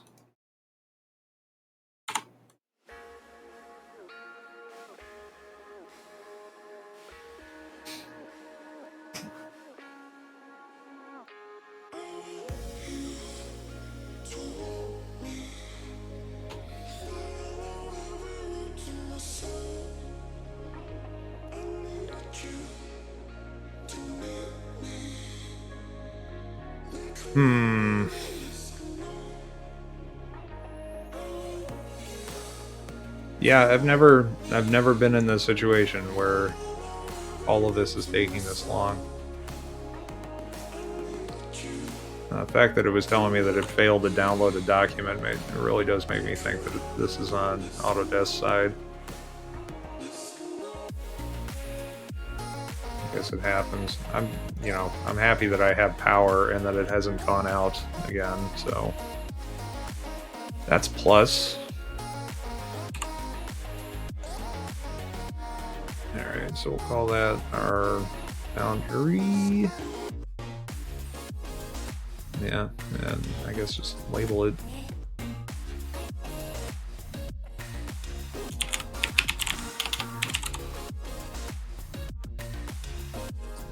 Oh, whoops. Let's get this offset first. Negative outline offset ref.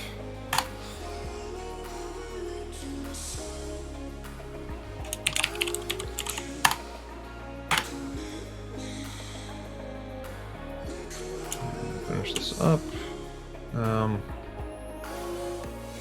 Debating whether or not to. Oh, well, we can just use this for the geometry. Why not? Let's do this first. Outline depth rev. Yep. Here. I'm gonna do this. I don't like where this is sitting. Let's do another one of these. Edit that. Does it still let me? Yep. Nice. Use that as the path, and that way we can just. I'm gonna offset it just a little bit so that it's not sticking in the rest of the geometry. And then our sketch is turned off. Extrude that. Extrude the whole thing. New body. Good. Now we can delete all of this junk. Alright, our sketch again. And do our colors and find that body. 50% it. Done and done.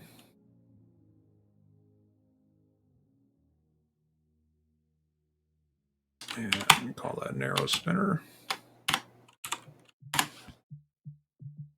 Since that was easy, let's do the wide spinner now.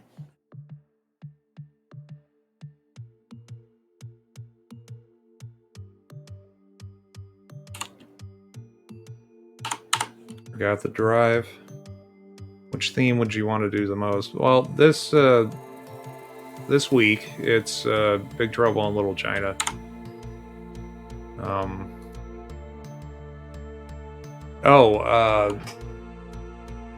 Weird Science was another one that I usually remember and didn't.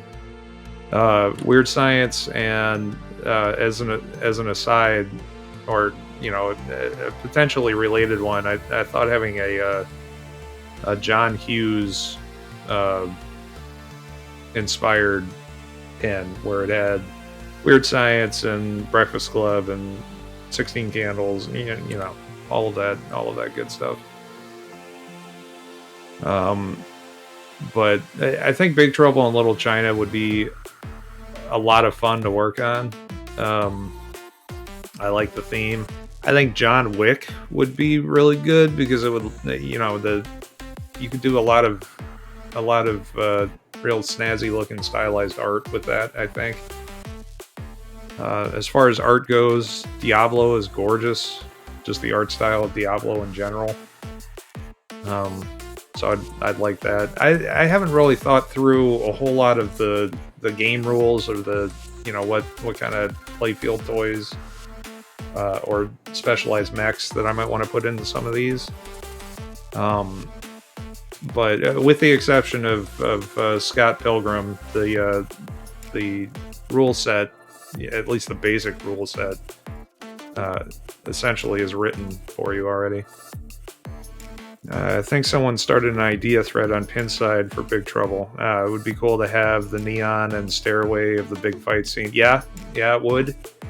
Um, yeah, I think of so many of those movie elements. Even them just playing what is it, Tan in the beginning, and the bottle all in the reflexes scene. At the very least, that would need to be a call out in there someplace. But never thought about Weird Science for a theme, but I like it. It's such an open world. They even did a short TV series. Did they? I didn't see that. Weird Science is one of those movies that my friends and I just quoted constantly. At one point in my life, I had a fairly good Wyatt impersonation, but then my voice changed. So,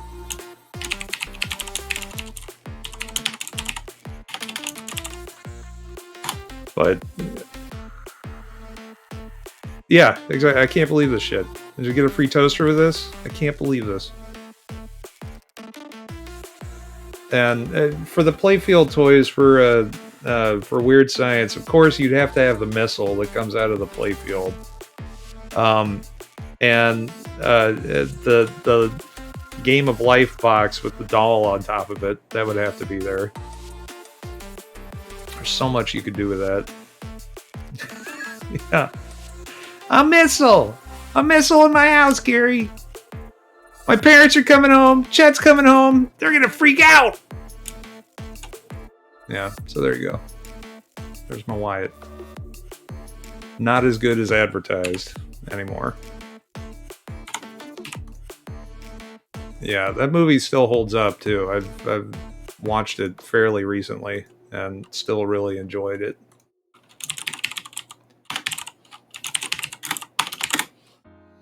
Guess I need to differentiate this from the normal size spinner. Okay.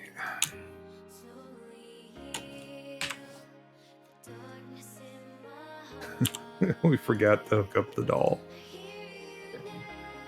Oh man. Robert Downey Jr. is so young in that too. And I mean, yeah, just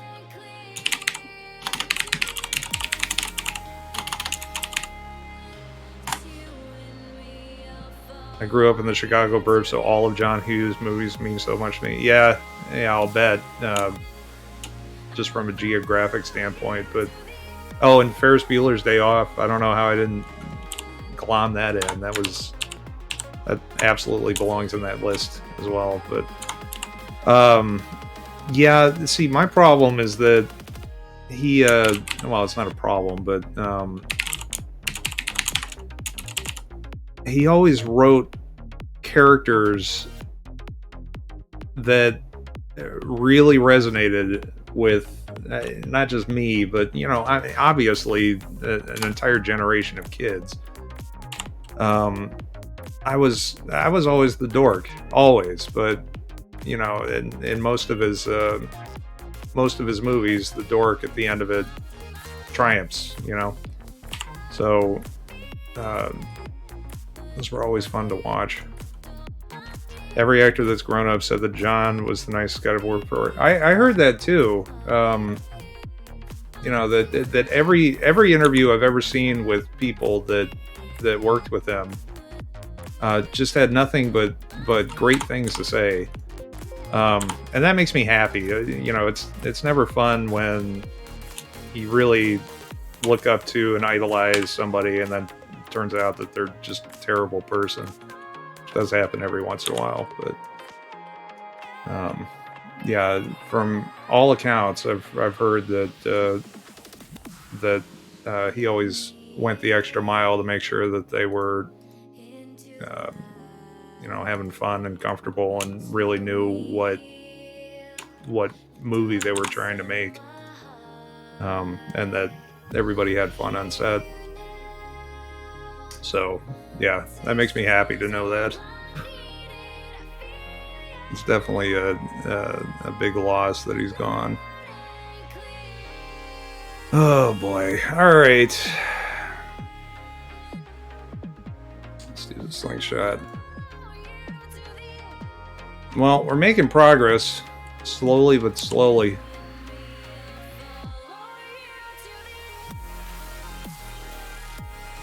Whoops.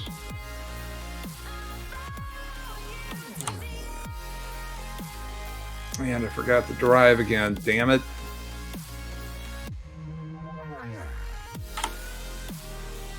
This would be a good time to put in a prediction as to whether or not I will remember it the next time. The answer is almost certainly no.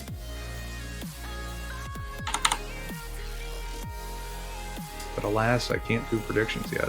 Soon.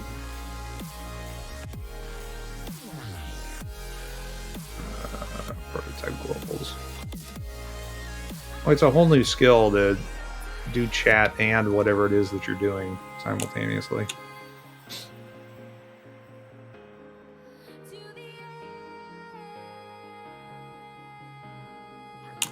Okay, I gotta close that. All right, back on track. Outline, offset, ref, and do another text line.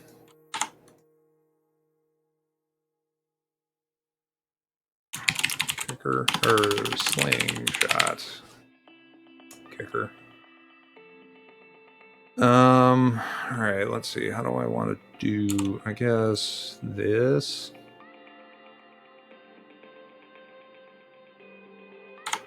Let's do that. Let's move.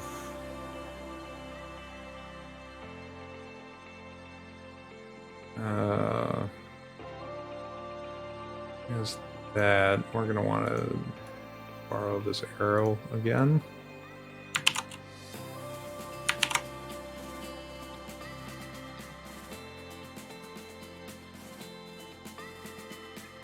And we just want to specify directionality. Okay. And for this, here, I'm going to do this.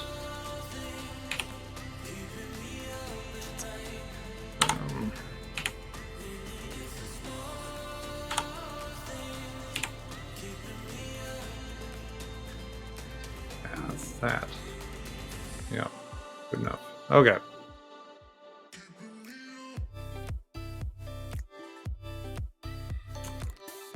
Okay, that'll work. That looks pretty good. And just get to extruding.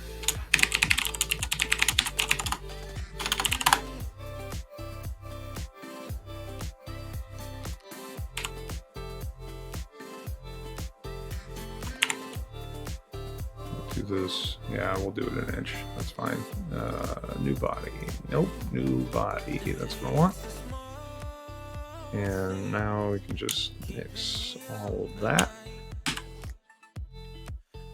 Oh, and with this, we want to do the arrow as well.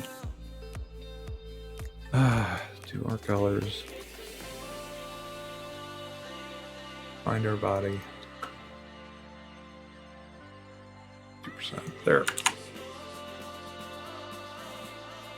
All right. Great success.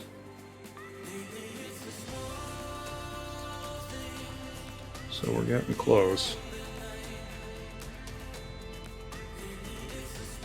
Oh, I do think a lot of people throw themes out because they like a certain movie or band, but I don't think how that would translate to pinball. Yeah, I've got... I have conflicting opinions on that. I think that certainly there are instances where you want to make a pinball table that is this IP, and you're going to design the whole table to be that IP. I think in I mean, I don't know the design process of each of the designers, but surely that's a thing where they're like, okay, well, we got the Transformers IP, so go build Transformers. But you know, certainly the opposite is true as well. That Archer became damn it. Every time I think of that, I want to say Black Sabbath. Yes, Iron Maiden. Damn it. I always want to say Black Sabbath and Aerosmith for some reason, but I know neither of those are right. Anyway, so Keith built that whole thing as an Archer table, and then it essentially just, with a little bit of tweaking here and there, just became Iron Maiden. So at least in that respect, it seems like the theme, the IP, is not necessarily doesn't necessarily need to be the driving force for pinball layout. So, my approach to that so far has basically been, I'll figure out how to skin this later, and I still don't even really know what kind of layout I want. So I'm essentially dealing with those things independently. Pinball in the 80s, layout was first, theme was second. Modern pinball usually is theme first, then the layout is done based on it. See, that makes sense, and I don't think necessarily either approach is wrong. There's probably a hybrid in there someplace where where you've got some general ideas of stuff that you want to do because of the IP, but then you're concentrating on layout. I mean, at the end of the day, it's really interesting to me because the theme plays so much into your desire to actually play, right? Where you walk up to a pin and you're like, oh crap, it's Game of Thrones. I totally love that show. I want to play this. But really, what makes the pin fun is whether or not it's fun. It's whether or not the layout is good. Also, Stern has said that if not enough of the team is on board, they won't usually do a theme. There isn't passion for it, the layout suffers, and they know it. Yeah, that makes sense as well. I've spent 20 plus years programming video games, so I've worked on a bunch of projects that were both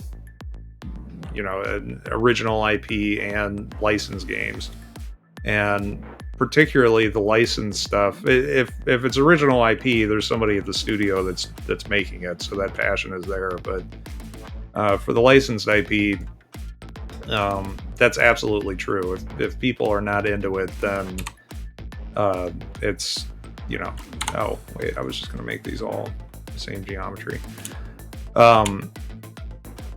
If people aren't into it, nobody wants to work those long hours and stuff. So I totally get that, and I mean that's great that Stern is able to identify that, because I think that's really important to making a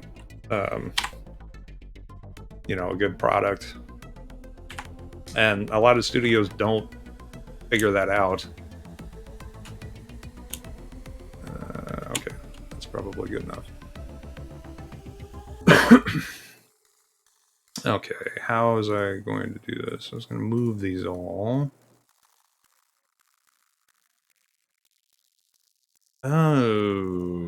Okay. Well, can't do sheet metal bodies, apparently. I can do these, though, and I bet I can turn those into... No, I didn't like that either.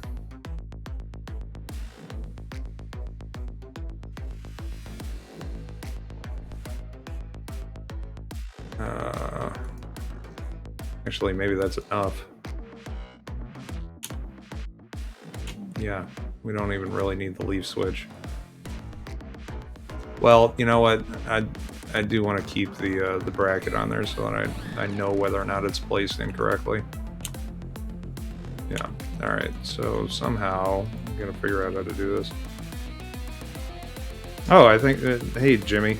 Good to see you. I think it would be cool to see a theme that isn't movie or the typical pop culture go-tos. But maybe that exists and I don't know it. Lately, it doesn't exist. There isn't a whole lot that has been coming out that isn't strongly connected to some IP, I don't think. I know that the Black Knight 2000 came out, and that's kind of original IP, but it's basically an IP of the old Black Knight table.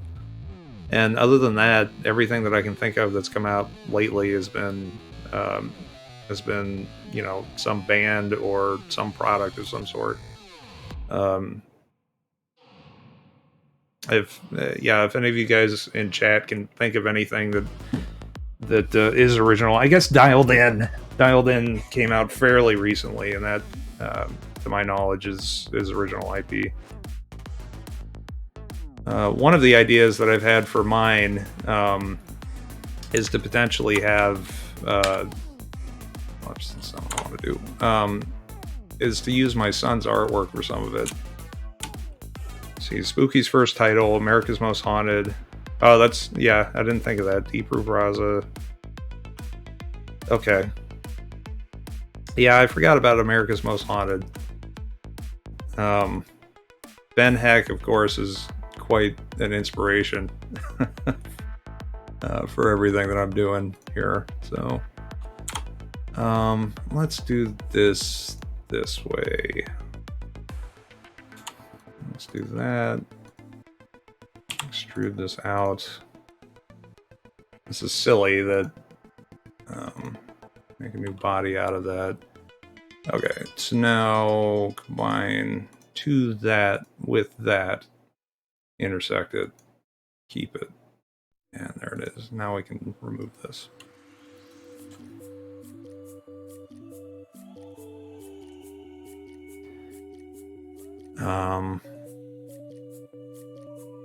Okay, I think that's that, actually.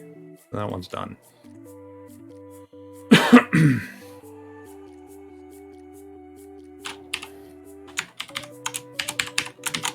I guess rectangular target, I'll call it that for now. Stand-up target.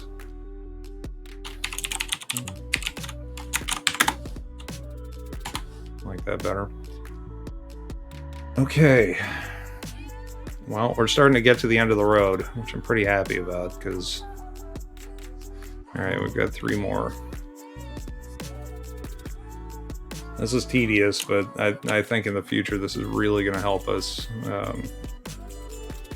bang out some design with less effort.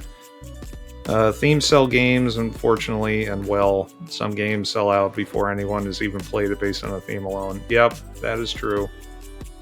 Oh, Total Nuclear Annihilation. That's not IP either, and that one's great. Yeah, that's true. Well, is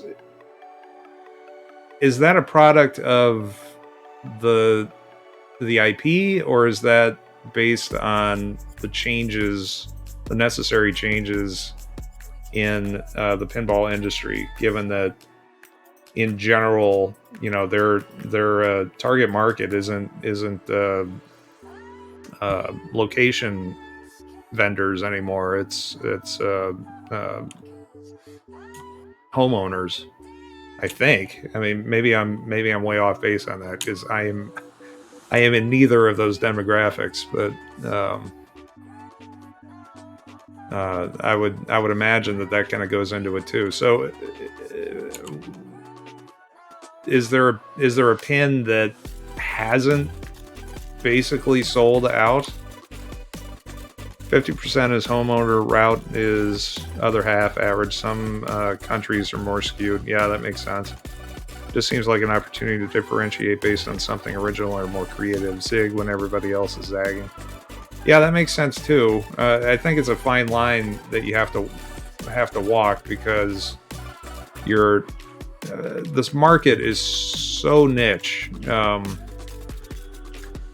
Basically, I mean, these aren't cheap products. You're dropping $5 or $6 grand for anything new, and potentially quite a bit more. Well, I guess also potentially quite a bit less for anything that's been out. But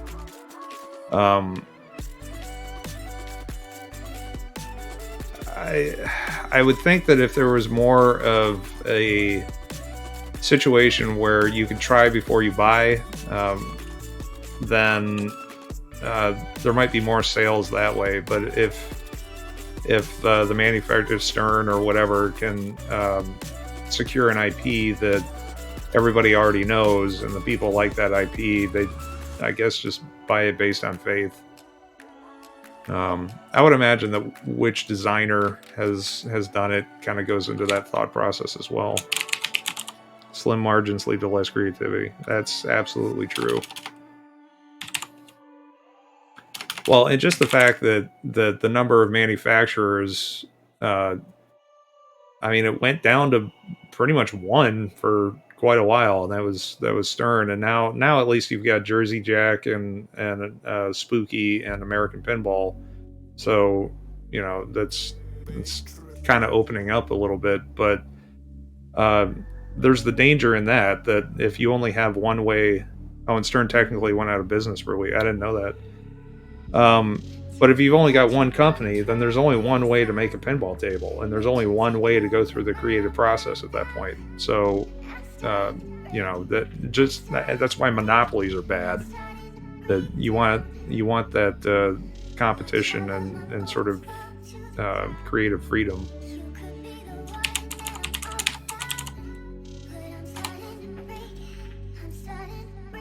So I'm glad that there are more manufacturers that are kind of doing this again.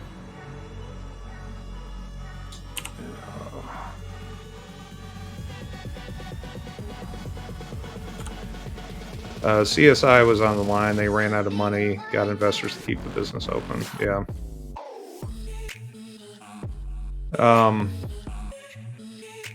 Does Gary Stern still own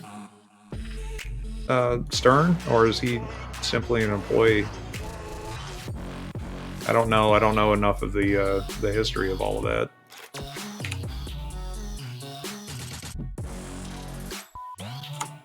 Might be why they run so lean. The investors, I think, are still calling the shots to maximize profits. Well, yeah, that makes sense, especially if your company gets to the point where you're looking at turning the lights off. As you're moving forward, typically you tend to be a lot more cognizant of what your cash flow is and all that kind of stuff. Like I've heard Jack say this before, and I think it's almost certainly true that Stern will never do a wide body again because there's so much that has to change with the cabinets, and like nothing is reusable. Well, not nothing, but there's so many specific parts that have to be maintained and that sort of thing that we'll probably never see that again. Saucer, rip, Jimmy.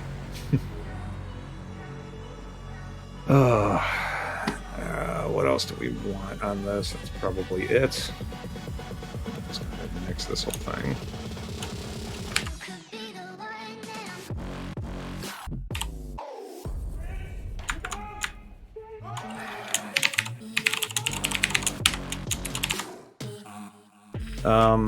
Oh, we need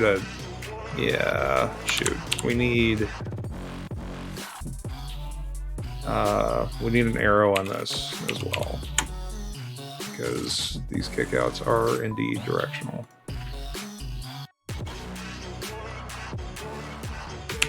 There we go. Gary says wide bodies are bad because the ball goes horizontal too much. I think the honest answer is it's more expensive to support multiple cabinet styles. I agree. Although, that's a really good point. The more left and right motion you have, the more the more that you need to worry about the ball getting stuck and stuff. Although, maybe he's even talking about from a design perspective, that it's less fun if all that you have is left and right. But you know, if you only have verticality, then it's almost um, it's less fun because the only real chance you have of draining is straight down the middle, right? What is this? Prototype geometry depth ref. Prototype geometry depth ref. Nope. Okay, well, what did I call it then?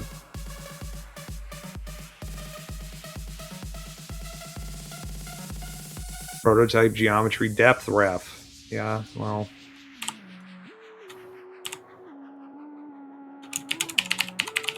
He also has to make sure the location buyers can maximize their profits. If the ball is floaty, games last too long. Go play Hobbit, it plays forever. Alright, yeah, that's a good point. I didn't realize that half of the market is still location based. Mostly just because there's very little around me. There's only a handful of places.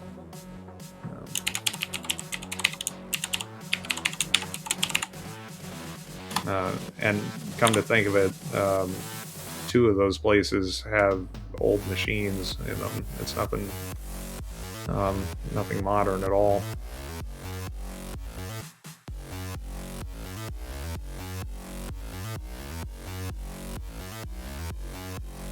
That's actually it's an aspect that I've kind of struggled with a little bit. What about trying to sell to government? Hear me out. Sounds crazy. There's so many government-managed tourist attractions. Wouldn't it be cool to have a pinball machine at the Mount Rushmore Visitor Center Museum?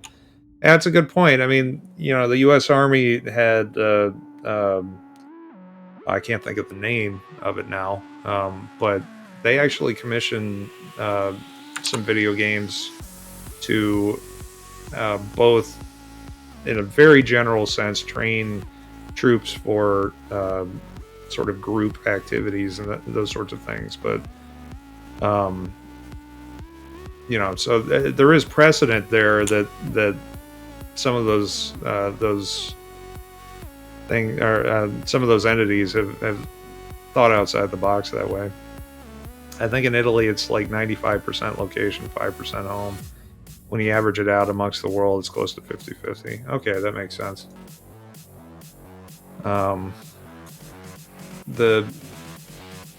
Yeah, I guess culture would have a lot to do with that. Campsites used to be a big buyer of pins, but none of them maintained them, so it sort of died off. I would imagine that a campsite is one of the worst places to keep a pin in good condition. But I suppose back then they were, well, not even back then. They're basically designed to not fail, but you know they had a lifetime. Yeah, I was just thinking about maintenance. That is the thing, Jimmy, is that you know, as soon as you buy a pinball table, you're also signing up for having to fix stuff. It's just part of it. So you basically have to have a fleet of operators in order to do that, which it doesn't necessarily mean that they won't do it or couldn't do it. But it is a hidden cost that otherwise, you know, you might not think of. That would be interesting, though, to have it wouldn't even need to be governmental necessarily, but some entity that wants custom pinball tables made. And Stern kind of has something like that now. Like they've got, I don't know what the program is called or anything, but you can get themed pinball tables now. Like Primus, the band Primus commissioned Stern to make 100 Primus machines, and they did, and you can buy some of them. But something like, you know, the first dozen or something went to the band, and that's how they did that. But it's my understanding that Primus layout is the same as like 4 other pins, so they didn't actually do any layout work. They just reskinned something that they already had. Some modern pins can be much more reliable than 90s so long as you clean the playfield, replace coil sleeves and stops. I've seen threads on Pinside where Stern Star Trek had 12,000 plays with little that went bad. That's pretty good. When I worked at Gearbox, Randy Pitchford had, and presumably still does, has like 8 of his pins up at work. And a bunch of them are the older ones. The only one that he had that he bought new in box was Lord of the Rings, and that was the one where nothing went wrong. The other ones were a series of willing. There was Pinball Magic and Twilight Zone and the good Indiana Jones, and some of those. And those periodically we'd have to open up and fix stuff just from the casual play at work. I mean, I say that, but we played a lot at work, a lot more than we should have for sure. But the Lord of the Rings one, I can't recall anything actually happening with that except that the Shire plastics would shatter constantly. So we just left those broken.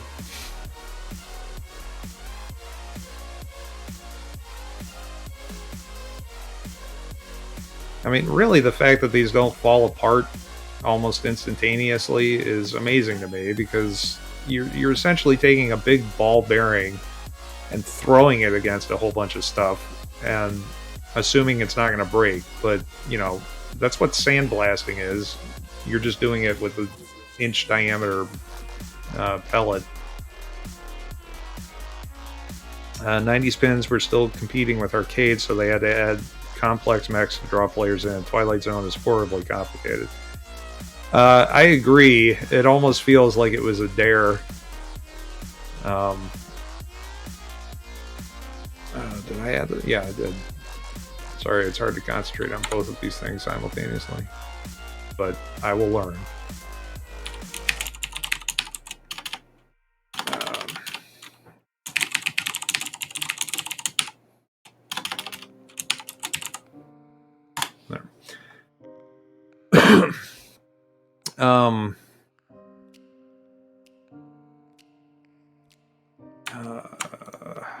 What else was I saying?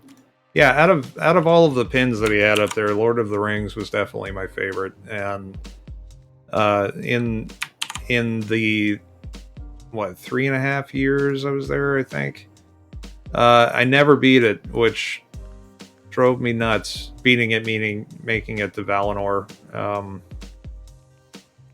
Never did it.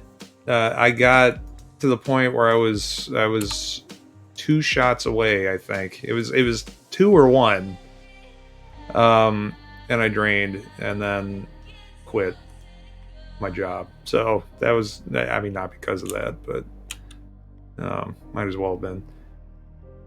So, at some point in my life, I want to go back and really finish Lord of the Rings. But man, is that wizard mode hard to get to.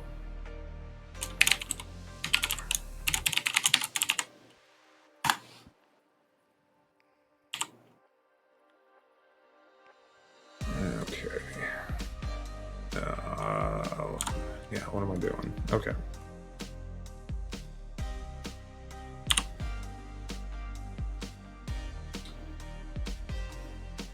Let's go ahead and delete all this stuff. We're getting close. This is the second to last mech. No, that's not what we want. That to that. There.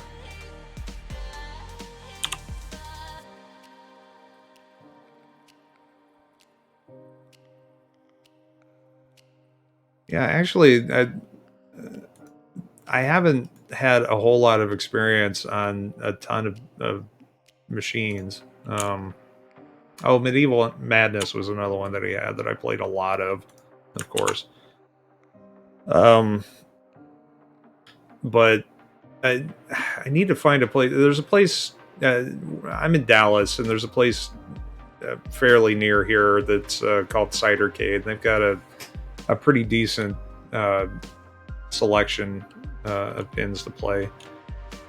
There's also there's a nickel arcade that really takes nickels that has a ton of the newer Sterns, which is really nice because you go there and it costs you 20 cents a play, and I'm totally down for that. I'm less down for $2 a play. I've been there, great place. Went a couple of years ago because SolidWorks World was held there. Oh yeah, Cidercade. Actually, Jimmy, who's here in chat, is the one who turned me onto that place in the first place, and we've been there a couple of times, or is it just once? I can't remember. But it was a blast, and they have good cider too. If you like cider. Scoop. Open back. Actually, you know what? Let me just copy the scoop, and we'll extend this geometry a little bit. Delete this.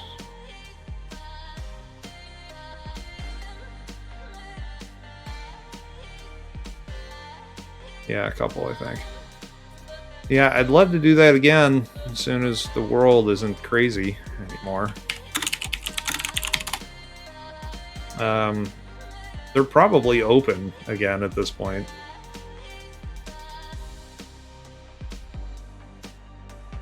But we also live in Texas where, they're not going to close no matter what again. So you never know. I went fairly regularly pre-Coco, yep. That's true. That was a go-to date place for you, wasn't it? They had a COVID scare a couple of weeks ago, I saw on Facebook. Well, it's not hard to have COVID scares here. There's an embarrassing amount of not caring, it seems like. At least online. It's weird because I very rarely see people without a mask. That does not mean that I haven't, because I have, and it's really unsettling. Here, let me do this with just lines. But having said that, even if everybody's wearing masks and you're hanging out in a bar and you're getting drunk a little bit and you're I tend to try to take this stuff really seriously, but I totally get it how you just kind of let your guard down a little bit, and then that can be enough. What did we call this? Prototype geometry. That's the worst name for this ever. Depth. Ref. There. Okay, so there's our open back scoop. I gotta label these though. So otherwise you'll have no idea what they are. Okay, there we go. Scoop. Finish sketch. It's probably that one. It is, and it do, and we are. And we'll do the same thing for this guy.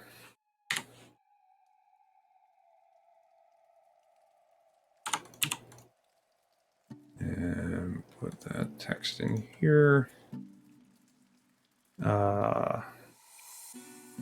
Scoop, there it is. Hey, Mutterfutter. Thanks for stopping by. We've been making these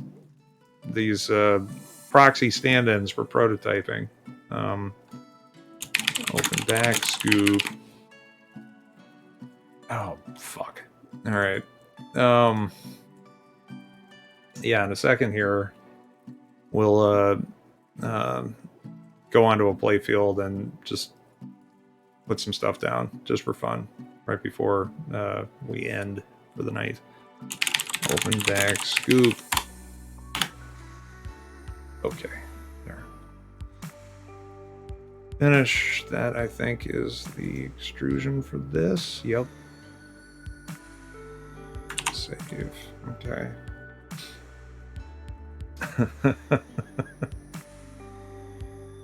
That your prototype behind you?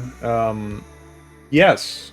Yeah, actually, it just happens. I mean, you don't see much of it. There's not much to show, actually, but that's the cabinet done. It's got a really rudimentary playfield in it that has the ball trough shooter, automatic shooter. It's got the manual shooter as well. 2 slings and a spinner that is literally taped to the playfield, so there's something to shoot at. But basically, that's all put together. I'm doing my own electronics as well, which I don't recommend. Just buy a P-Rock, but I wanted to learn them.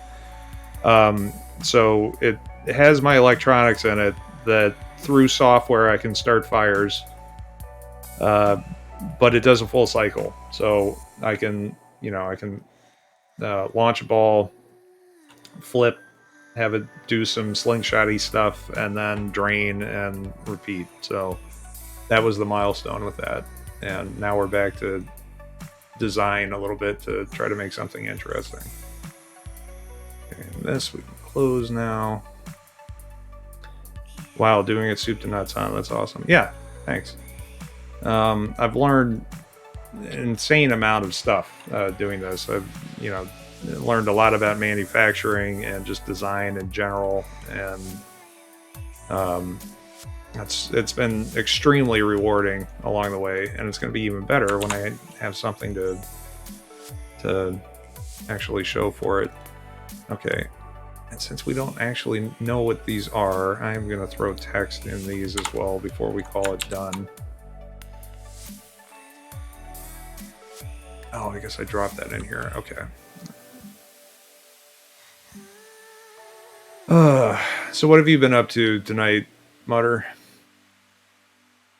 Are you streaming tonight?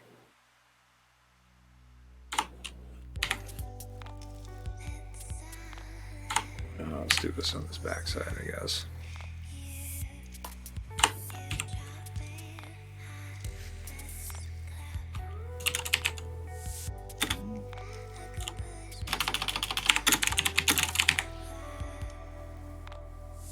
No streaming, just lounging. Cool.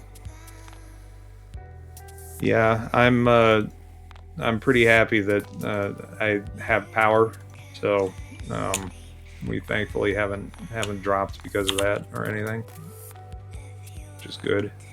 Oh man, this is a ton of bodies. And remove. Oh, nice. It kept the thing. So if you're in Dallas, have you ever gone to the Texas Pinball Festival in Frisco? I have not. I mean, I know exactly where it is every year. I just haven't because I don't know. In general, I'm not a convention kind of dude. I'm trying to change that. So the next one, I've met enough people on Twitch even that I want to go and actually interact with them for reals. Jimmy, if he's still in chat, he and I at some point, there's an esport arena basically near here where the Dallas Fuel plays, and at some point we want to go check that place out. It's not really a convention, it's more of a party with vendors. Yeah. I just want to go somewhere with 15 to 20 good pinballs in the well-stocked bar. I don't even care if it's well-stocked. They just have to have one good thing,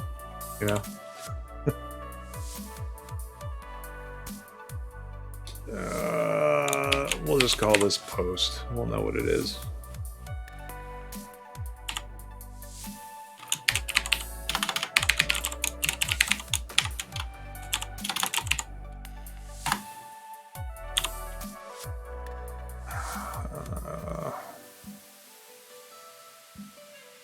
Okay, we're getting there. Fine, and a few good games and dirty martinis it is. I'm done with dirty martinis, Butter. That was so gross. I remembered liking them, and I don't know what the hell I was thinking. I was a kid, I guess. That was not a worthwhile experience last night at all. I mean, I couldn't find that nice balance between just drinking straight vodka and drinking seawater, essentially. So I ended up on the seawater side of stuff. Yeah, it was way too much brine. It got to the point where I'm drinking out of the martini glass, and by the end of it, it looked like it was salted all the way around. Like I could have poured a margarita after that. That would have been fine. Um, call that drop. Yeah.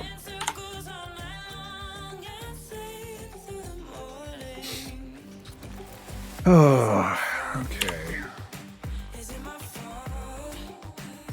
It left its own stuff. It absolutely did. Well, and then considering that was also on my lips, so they got super dried out by the end of it. But wine depth rep. I drowned them in beer afterwards. They ended up being okay.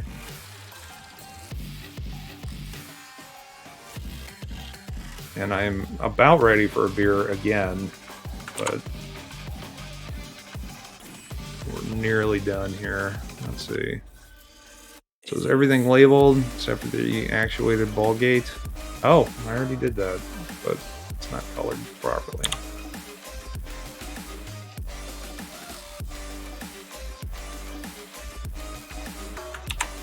There you go. Yep. Okay. All right. I'm pretty happy with that. So I'm gonna call it momentarily, I think, because I'm starting to lose steam. But just for fun. Oh, thanks for the follow, Mutter. I'm one step closer to being able to start doing fun stuff like channel points and betting.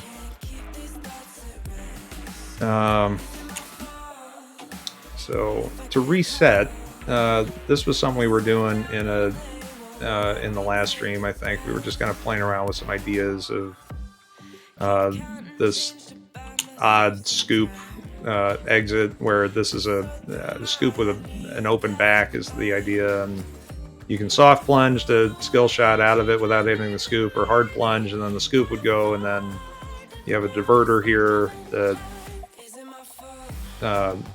is a selector either for going left or right to whichever return or whatever.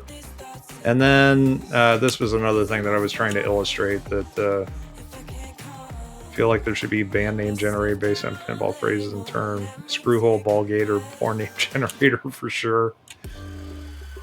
Absolutely. So this was another thing. I'm absolutely fascinated with the idea of having a captured ball that is using one side of a set of pop bumpers, where the playfield ball is using the other set. I don't know why that's interesting. Yeah, soft plunge, hard plunge. Yeah, what else is there? I mean, trough, depending on how kinky you are. Alright, let's hide that. And just for fun, go back into prototype and see if this is going to be any better. I would imagine that it is. Let's do a new component of simplified. Oh, interesting. Not sure how you score that. Pops don't have regions to know where it is being hit from. That's true. You might not care necessarily. If the captive is off an eddy switch, then it's hit by the captive. Maybe. I wonder if it would be possible to do a split spoon switch. Maybe. It's random scoring. Every pop-up or hit is scoring. Yeah, you could do that too. You could also just assume that like if the captured ball is off its resting spot, pop bumpers are worth 3x or 10x, just something. Okay, so let's see. Is this gonna go? I'm gonna see how. Okay, all night Fusion 360 has been doing this for some reason. That every time we're opening a file, it is taking forever to go out to their servers and open it for real. So, yeah. Okay, but once we have something placed, let's do some of these lane guides. Where are your files stored? Well, Fusion 360 actually stores them in the Autodesk cloud. So it's kind of like Office 360, the way that works, or I can't really think of anything else that does that. But you know, if you're doing this commercially, you might have a problem with that. Although Autodesk has plenty of commercial clients. I don't have a problem with that because this is all just for fun. And it's kind of nice because then if I open this up on another computer, I still have access to everything. I think too many free users flooded their server. They did, so they nerfed it. And I used to be a free user, but I decided that I use this enough and that I get enough enjoyment out of it that dropping the $300 for the subscription wasn't that big a deal. What are you building? I don't know yet. We're gonna figure that out at some point. Tonight I have just been putting these things, these prototype parts together, and we're gonna see. Here, let's throw a spinner in. I just want to see if this is going to be a better workflow. I sure hope so, now that we've spent this much time doing this. I don't trust the cloud. I save everything locally, make backups. Yeah, that is one thing about this program, is it is online only. So why is there is an offline mode, but it only lasts for a little while, and essentially everything has to be connected. Okay, that's still good. Plus, there's probably something in Autodesk EULA that says they own your designs. I don't think that that's in there. Although, you know, truth be told, I have not read the entire Autodesk EULA. So that may be possible. What's this program called? This is Fusion 360 Kingpinner.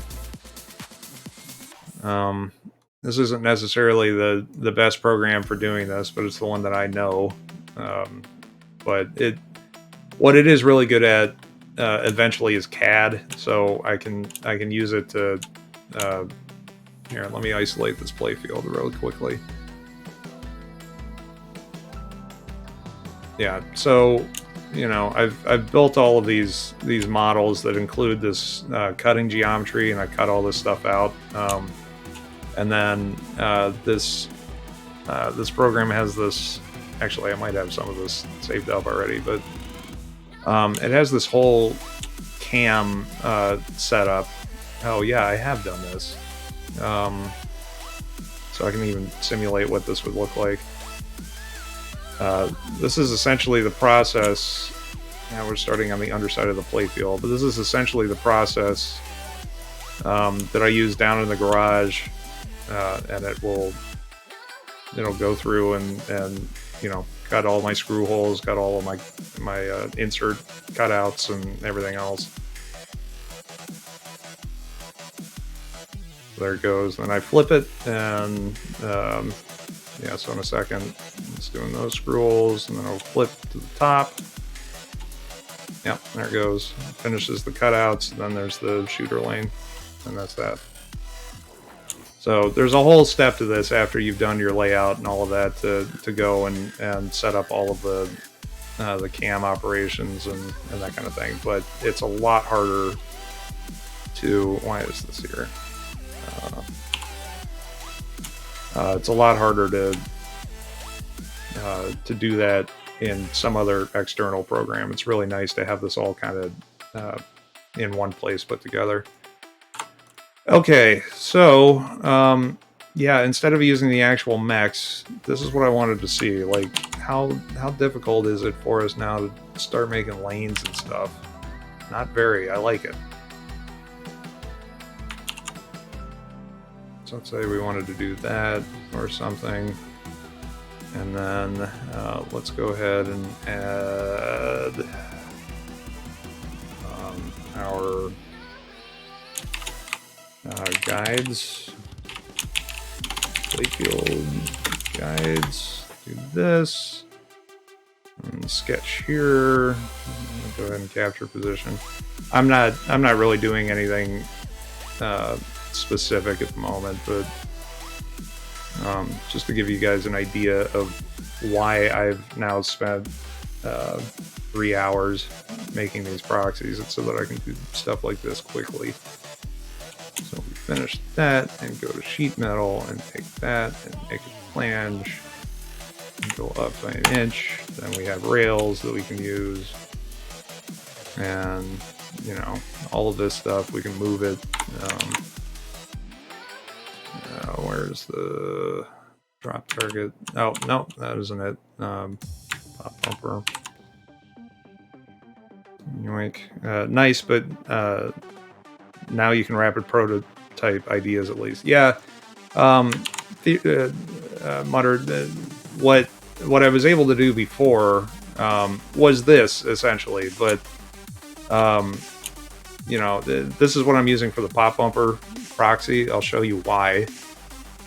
Since you have, I don't think you've been here before actually, but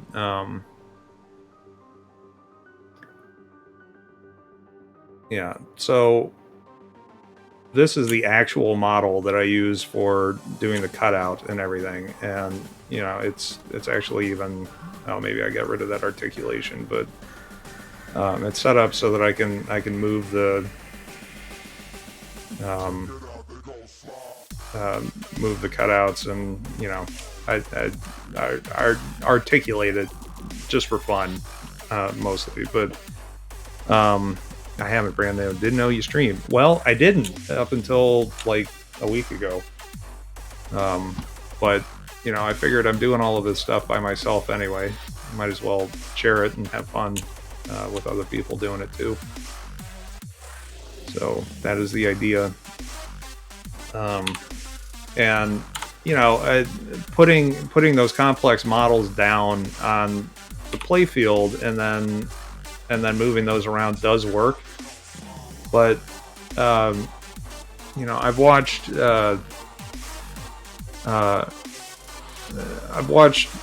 Jack Danger Deadflip do some of these kind of design streams, and he does everything in Photoshop, which is great. Except I'm not a Photoshop person. Like, I don't know how to use Photoshop effectively at all. I do know how to use this effectively, and there's the added benefit of I could do all of the design in this as well as the manufacturing part of it. So I really like that aspect. Problem is that with the complexity of the models, it just becomes sort of a pain to move them around and come up with a good design. So that's why I've spent this time making these proxy models, because they're very simple.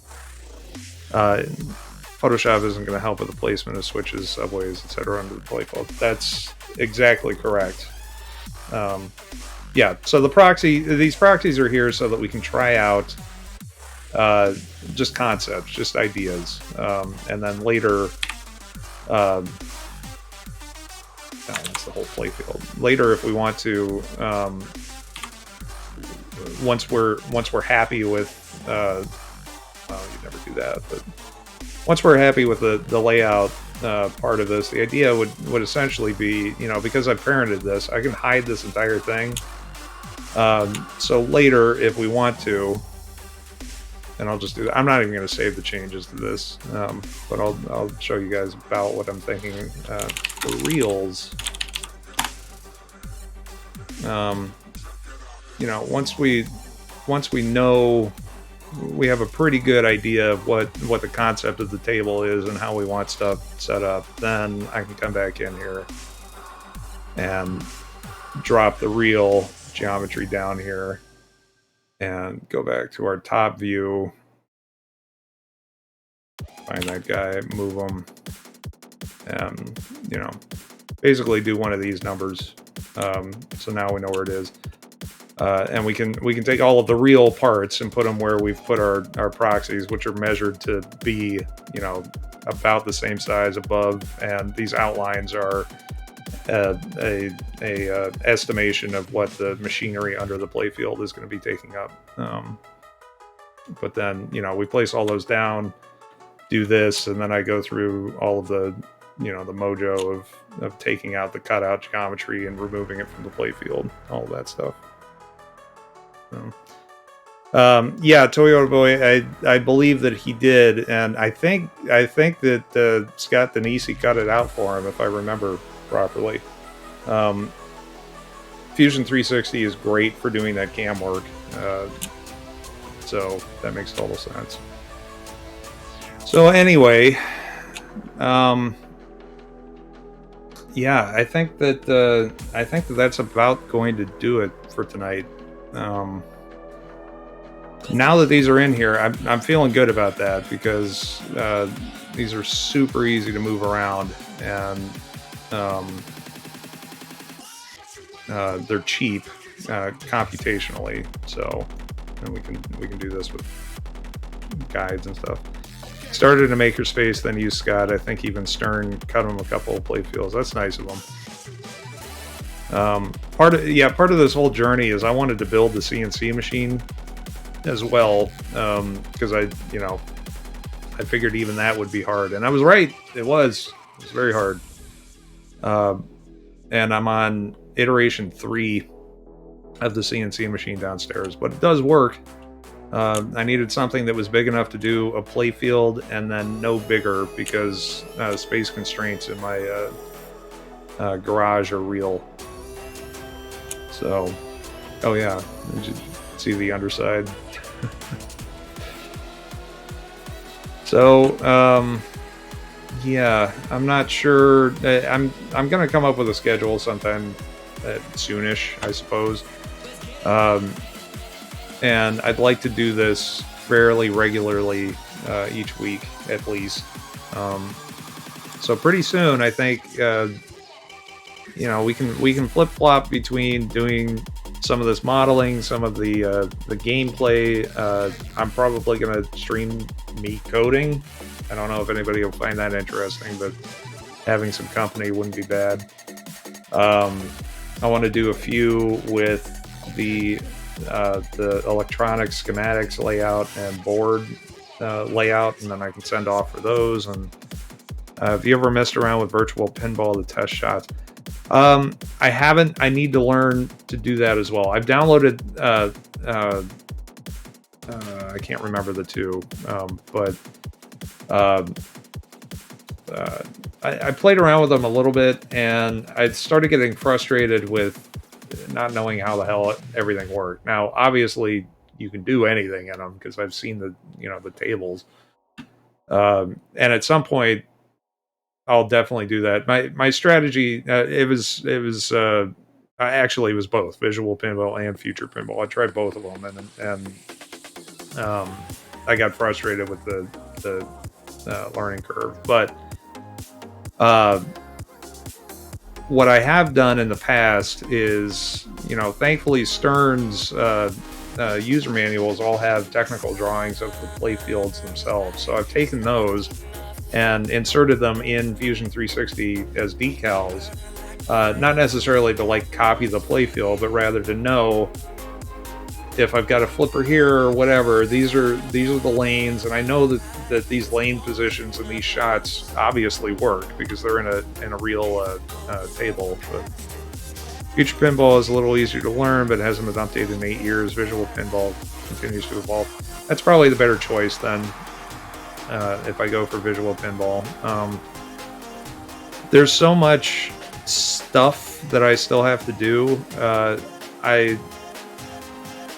I don't know if I'm at that point yet. Like, I'd like to come up with kind of a library of ideas, concepts, whatever first, because I think that me learning visual pinball, is a worthwhile endeavor, but I'm going to be a lot more motivated if I'm trying to figure out how to do this thing rather than let me just learn this and then figure out how it's useful. If that makes sense.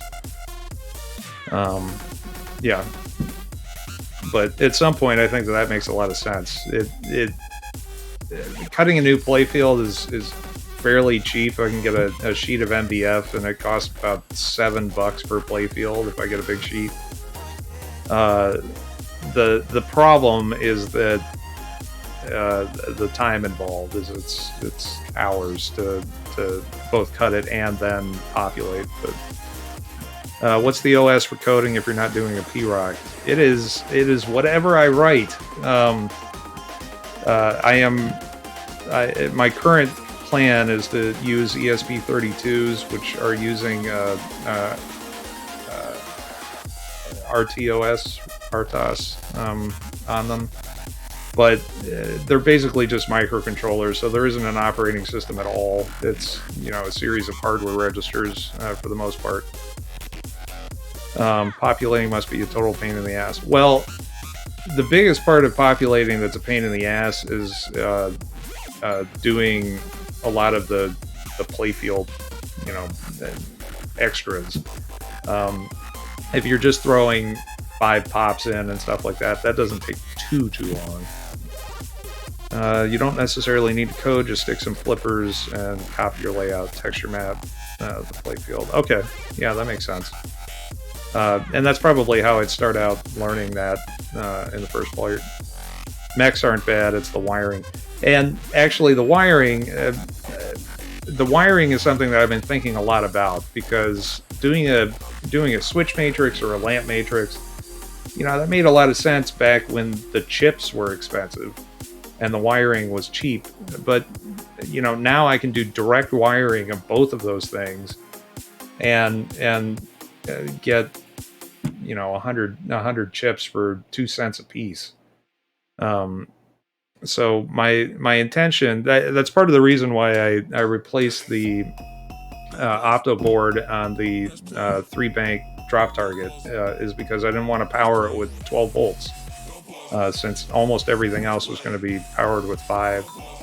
Be careful with serial drivers, you'll run into issues. Which issues? This would be great information to know before I fully jump into it. Not a mechanical engineer, I need some form of high-level environment to work in. My brain doesn't work that way. Well, mine didn't either until I, started really jumping into this. So, the drivers that I was planning on using, Toyota Boy, are they're essentially I/O expanders that run on a SPI bus. Crosstalk between coils and lamps separating channels is very important.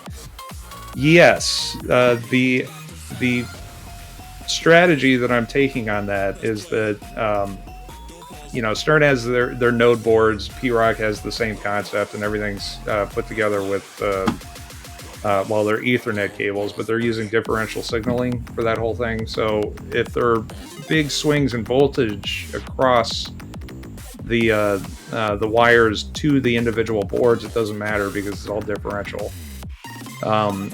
So my intent is to set up my whole environment doing that exact same thing.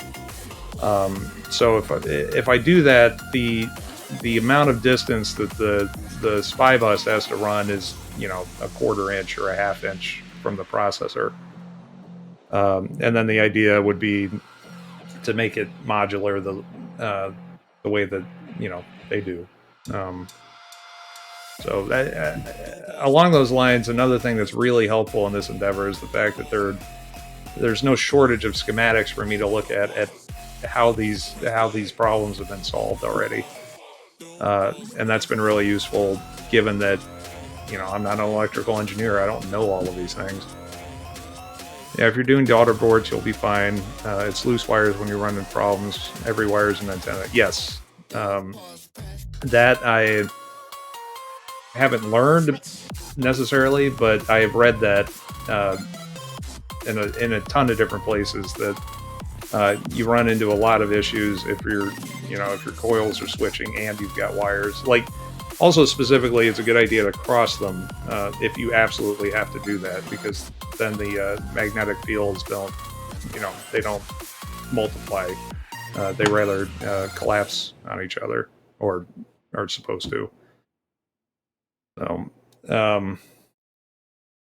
yeah, we'll see. We'll see how that goes. I've had some boards made up. I used a I squared C bus on them, so they're stupid slow. They're enough to drive a few of the coils. I also didn't design the whole thing with a fuse, and I don't recommend that because I cooked the coil almost immediately. And I also didn't put gate drivers on the MOSFETs. So everything was fine as I was flipping at full power, but as soon as I tried to do a half power PWM on it, it wasn't switching the MOSFET fast enough. So the MOSFET was in a transition state, and when MOSFETs go into that's when they generate heat, because they have the most resistance as they're doing their switch. And that's how I cooked that coil. As a matter of fact, it killed the MOSFET and killed it in a closed circuit, which then cooked the coil.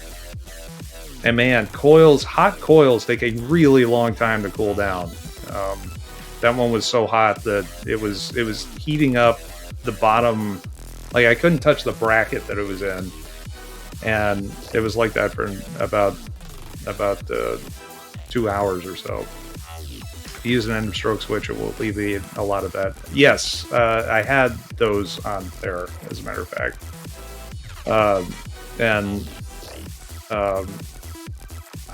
I realized what it was that I was doing wrong. I was switching.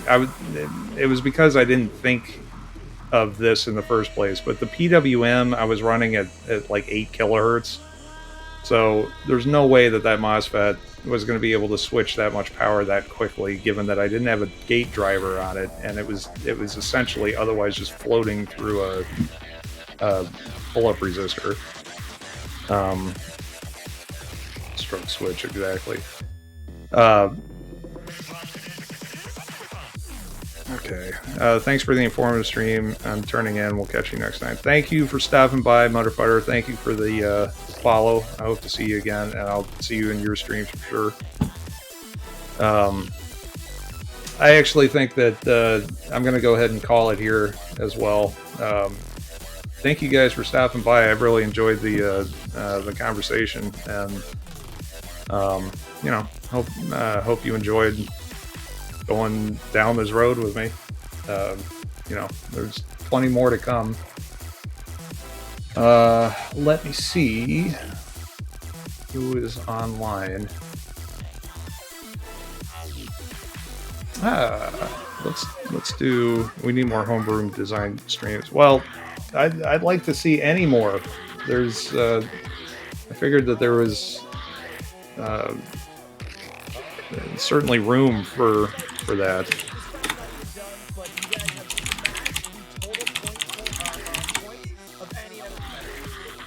Well, that's a long name.